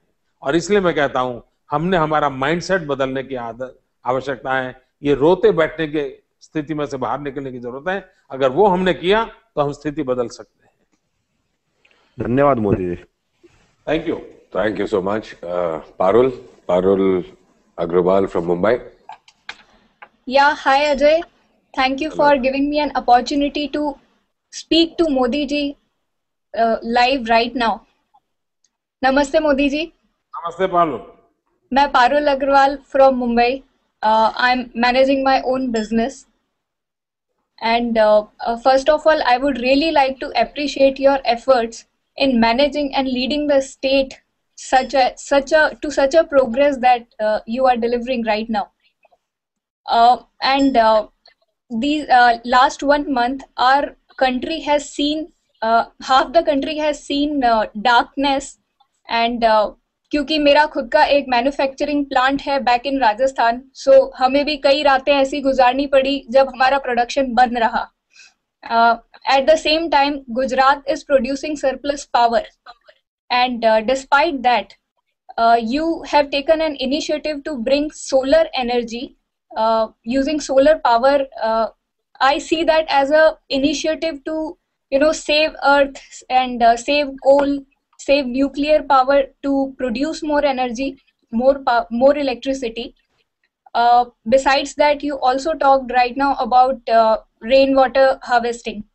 So I would like to know, are there any more measures you are taking for green initiative, and how much importance do you place on environment? बहुत ही अच्छा सवाल पूछा पारुल आपने. पूरे विश्व में ग्लोबल वार्मिंग एक बहुत बड़ा टेंशन है, लेकिन अगर हम भारत की सोच और कल्पना को साकार करें तो हम दुनिया को ग्लोबल वार्मिंग से बचा सकते हैं. और मेरी एक किताब है कन्वीनिएंट एक्शन, इंटरनेट पर भी अवेलेबल है, आप उसको ई बुक के रूप में भी अवेलेबल है, आप उसको पढ़ सकती हैं. अल गौर ने एक किताब लिखी थी इनकन्वीनिएंट ट्रूथ, मैंने किताब लिखी है कन्वीनिएंट एक्शन, क्योंकि मैंने बताया है कि भाई इस सारी चीजों के रास्ते हैं. दुनिया कोई डूब जाने वाली ऐसा नहीं, इसका रास्ता खोजा जा सकता है. दूसरा, जहां तक बिजली का सवाल है, मैं जब 2001 में गुजरात में मुख्यमंत्री बन के आया तो मेरे मित्र वगैरह मुझे कहते थे कि मोदी जी कुछ तो करो, कम से कम शाम को डिनर के टाइम तो बिजली दो. डिनर के समय भी मेरे गुजरात में बिजली नहीं थी, लोगों को अंधेरे में खाना पड़ता था. आज मेरे यहाँ सरप्लस बिजली है और सरप्लस बिजली हम और राज्यों को देने के लिए तैयार हैं. लेकिन हम सोलार एनर्जी में इसलिए नहीं गए कि हमें बिजली का शॉर्टफॉल था. मैं ऑलरेडी 4000 मेगावाट सरप्लस था, तब मैंने सोलार एनर्जी में जाने का निर्णय किया था. और उसके पीछे मेरा कारण है, it's a article of faith. मैं मानता हूं कि हमने एनवायरमेंट फ्रेंडली एनर्जी की दिशा में जाना पड़ेगा. हमने एक्सप्लॉयटेशन ऑफ द नेचर बंद करना पड़ेगा. मिल्किंग ऑफ द नेचर ही हमें अलाउड है. इस दिशा में हमें आगे बढ़ना पड़ेगा. और इसलिए हमने सोलार के, जब मैंने solar policy lie, Gujarat was the first state जो सोलार पॉलिसी लाया, और तब हमने 13 रुपये रखा. बाद में भारत सरकार सोलार पॉलिसी लाई, उन्होंने 19 रुपये रखा. आप जानते हैं जब कॉल और गैस से बिजली 2.5 रुपया, 3 रुपया, 3.5 रुपया मिलती हो और कोई 13 रुपये से बिजली खरीदने की बात करेगा तो उस पर भ्रष्टाचार के कैसे गंभीर आरोप लगते हैं. मुझ पर भी बड़े ढेर सारे आरोप लगे, लेकिन मैं नेक ईमानदारी से काम करना से मैं डिगा नहीं. मैं 13 रुपया लेकर के बाजार में गया और आज गुजरात गेम चेंजर बन गया है। अगर किसी को हिस्ट्री लिखनी होगी तो लिखना पड़ेगा, क्योंकि जो हमने 13 रुपये से बिजली लेना शुरू किया था, आज पूरे एशिया में सबसे ज्यादा सोलर एनर्जी पैदा करने वाला राज्य गुजरात बन चुका है। और हमारा सोलर पार्क ये दुनिया का सबसे बड़ा सोलर पार्क बनने वाला है। Gujarat will be the world capital of the solar energy बनने वाला है। उस दिशा में हम काम कर रहे हैं, लेकिन उसका परिणाम ये आया है कि जो बिजली 13 रुपये में मिलती थी और कोयला वाली और गैस वाली 3 रुपये में मिलती थी, 3 वालों का दाम बढ़ते बढ़ते बढ़ते 5 की तरफ जा रहा है, और 13 वाला जो था वो कम होते होते 8 और 7 पे आ रहा है। और विद इन 2016 और 2017 मैं विजुलाइज करता हूं कि कोल और गैस से बनने वाली बिजली और सोलार से मिलने वाली बिजली दोनों के दाम इक्वल हो जाएंगे। आप कल्पना कर सकते हैं मानव जाति की कितनी बड़ी सेवा होगी। दूसरा एक हमने इनिशिएटिव लिया है कैनाल सोलार पैनल का। कैनाल के ऊपर सोलार पैनल डाली हमने, ये पहली बार दुनिया में हुआ है। ये बहुत ही इनोवेटिव आइडिया है। इसका परिणाम ये हुआ है कि हमें जमीन की जरूरत नहीं पड़ रही है, कैनाल के ऊपर ही सोलार पैनल डाल देते हैं, और इसके कारण कैनाल में जो पानी बह रहा है, प्रति वर्ष 10 मिलियन लीटर पानी, 1 करोड़ लीटर पानी इवोपरेट होने से बच रहा है। जमीन बच रही है। दूसरा, नीचे पानी बहने के कारण वहां का माहौल थोड़ा ठंडा रहता है। ठंडा रहने के कारण एनर्जी जनरेशन में 16% ज्यादा हमें प्रोडक्शन मिलता है, तो हमें इकोनॉमिकली वायबल हुआ है। और आने वाले दिनों में मैं हैंगिंग माइक्रो हाइड्रो टर्बाइन पर जाने वाला हूं। ऊपर सोलर पैनल हो, नीचे माइक्रो हाइड्रो टर्बाइन हो, कैनाल का पानी बहता हो तो हाइड्रो की बिजली मिलेगी, सोलार की बिजली मिलेगी, और गांव पास में होता है वहीं पर ट्रांसमिशन होगा तो ट्रांसमिशन लॉस भी बच जाएगा। एक योजना से 5-5 प्रकार के फायदों से कितना लाभ मिलता है इसका आप अंदाज कर सकते हैं। भविष्य में मेरे मन में एनवायरमेंट के रिलेटेड बहुत से सारे प्रोजेक्ट हैं और हम उसको करके रहेंगे। मैं समझता हूं कि दुनिया के, गुजरात इज ओनली स्टेट, पूरे विश्व में देयर आर 4 गवर्नमेंट जिनका क्लाइमेट चेंज डिपार्टमेंट है। इन 4 सरकारों में एक गुजरात की सरकार है जिसका अपना क्लाइमेट चेंज डिपार्टमेंट है। हिंदुस्तान में न किसी राज्य का है न हिंदुस्तान की सरकार का है। Gujarat is only state where we have a separate climate change department.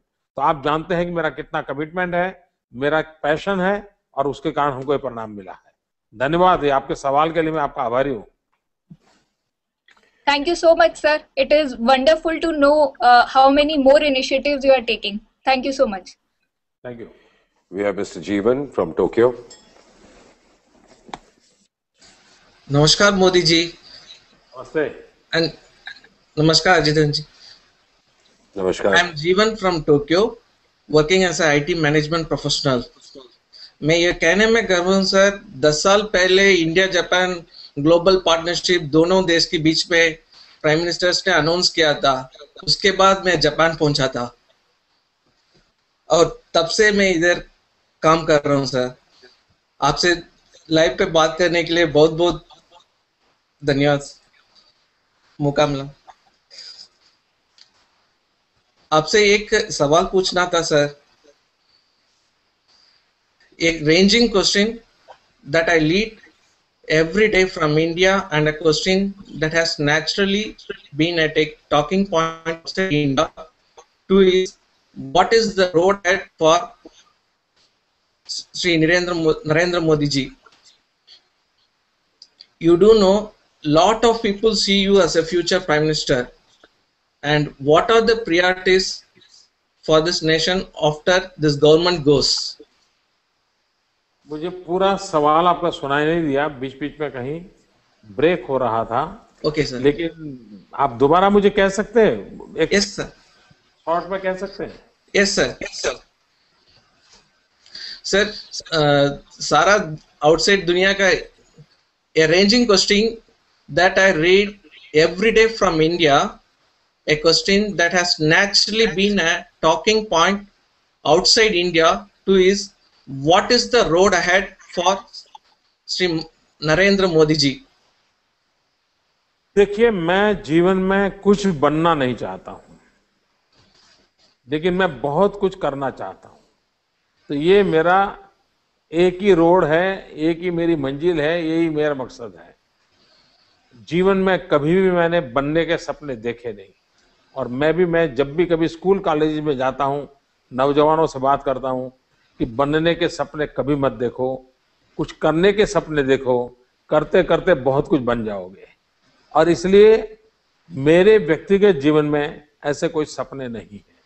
दूसरा, आज गुजरात की जनता ने मुझे जो जिम्मेवारी दी है, उसी जिम्मेवारी से मैं ऐसा काम करके दिखाना चाहता हूं ताकि मेरे देश में एक विश्वास पैदा हो कि हमारा देश भी बहुत कुछ कर सकता है। आवश्यकता है एक विश्वास पैदा करने की, एक होप पैदा करने की, और मैं उसमें लगा हुआ हूं। ये जो निराशा का माहौल है, हमारा देश में कुछ हो नहीं सकता है, सब डूब चुका है, कुछ होने वाला नहीं है, ये जो मनस्थिति है मुझे बदलनी है। और वो बदलने भाषणों से नहीं होने वाली, कुछ करके दिखाना पड़ेगा। अगर गुजरात अकाल पीड़ित राज्य 10% एग्रीकल्चर ग्रोथ करके दिखाता है तो हिंदुस्तान के और किसानों को लगेगा यार हम भी कर सकते हैं। ये माहौल मुझे बनाना है और मैं उसी में लगा हूं। आप जैसे मित्रों से नई नई चीजें सीखता हूं, समझता हूं और उसको लागू करने की कोशिश करता हूं। पिछले दिनों में जापान आया था। जापान ने जिस प्रकार से मुझे प्रेम दिया है, स्वागत और सम्मान दिया है, मैं विशेष रूप से जापान का बहुत आभारी हूं। हम जो vibrant Gujarat global investor summit करते हैं उसमें जापान, जो कि दुनिया का समृद्ध देशों में से एक है, सेकंड बेस्ट इकोनॉमी वाला देश है, वो गुजरात का पार्टनर होता है। इस बार भी जापान ने गुजरात के पार्टनर कंट्री के रूप में आने का तय किया है। तो इस प्रकार से गुजरात और जापान बहुत ही निकट आ रहे हैं। हम 2 रेसिडेंशियल एकोमोडेशन, 2 सिटी, 2 जापान छोटी सिटी हम यहाँ खड़े करने जा रहे हैं ताकि जापान के लोग यहाँ आए तो उनकी सुविधा बढ़े। 2 हम स्मार्ट सिटी बना रहे हैं जिसमें काफी बड़ा कंट्रीब्यूशन जापान का है। तो जापान इन दिनों काफी बड़ी तेज गति से गुजरात की ओर आगे बढ़ रहा है। मैं समझता हूँ आने वाले दिनों में जापान और गुजरात के रिलेशन एक नई ऊंचाई पर होंगे, ऐसा मुझे लगता है। Thank you sir. और 2007 में बहुत बड़ा डेलीगेट आया था सर, तब मिले थे जी। 2013 11 जनवरी मैं आपको निमंत्रण देता हूँ। 2013 11, 12, 13 जनवरी हमारा वाइब्रेंट समिट होगा और उस समिट में आने के लिए मैं आपको निमंत्रण देता हूँ। 2012 दिसंबर में हमारा चुनाव है, 2013 में ये होगा और मैं जरूर आपका स्वागत करूंगा। Time to end the chat and और एक क्वेश्चन था सर, इधर सब लोगों का कहना है सर फ्यूचर प्राइम मिनिस्टर आप हैं। अब ये ऐसी बात है जिसको मैं कुछ नहीं बोल सकता हूँ। सारा Okay, thanks so much. I think we'll end our hangout now and I think technology is amazing कि आप सब दुनिया के पता नहीं किस किस कोने में है और but मेरे हिसाब से तो आप सब यहाँ CM के घर पे बैठे and talking to him. So thank you so much. It was lovely talking to you all. Thanks. सभी दर्शक मित्रों और जिन मित्रों ने पूछा, मैं आपका आभारी हूँ कि बड़े विविधतापूर्ण सवालों से आज मुझे रूबरू होने का अवसर मिला और सभी दर्शकों का भी मैं आभारी हूँ। मुझे बताया गया कि ये वर्ल्ड रिकॉर्ड हुआ है आज एक साथ इतने हिट्स आना और लोगों को एक साथ देखना। टेक्नोलॉजी का कितना लाभ उठाया जा सकता है, टेक्नोलॉजी कम्युनिकेशन के लिए, संवाद के लिए कितना बड़ा उत्तम साधन बनी है, इसका हम आज अनुभव कर रहे हैं।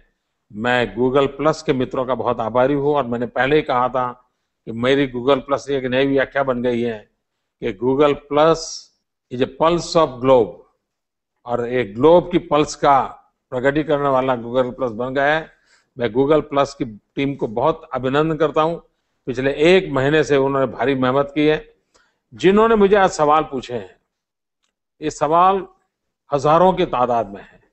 मैं कोशिश करूंगा कि उसमें जो जनरलाइज बातें हैं उसका ईमेल तैयार करके मैं आप सबको ईमेल से भेजूंगा और मैं आपसे संवाद बनाने की कोशिश करूंगा।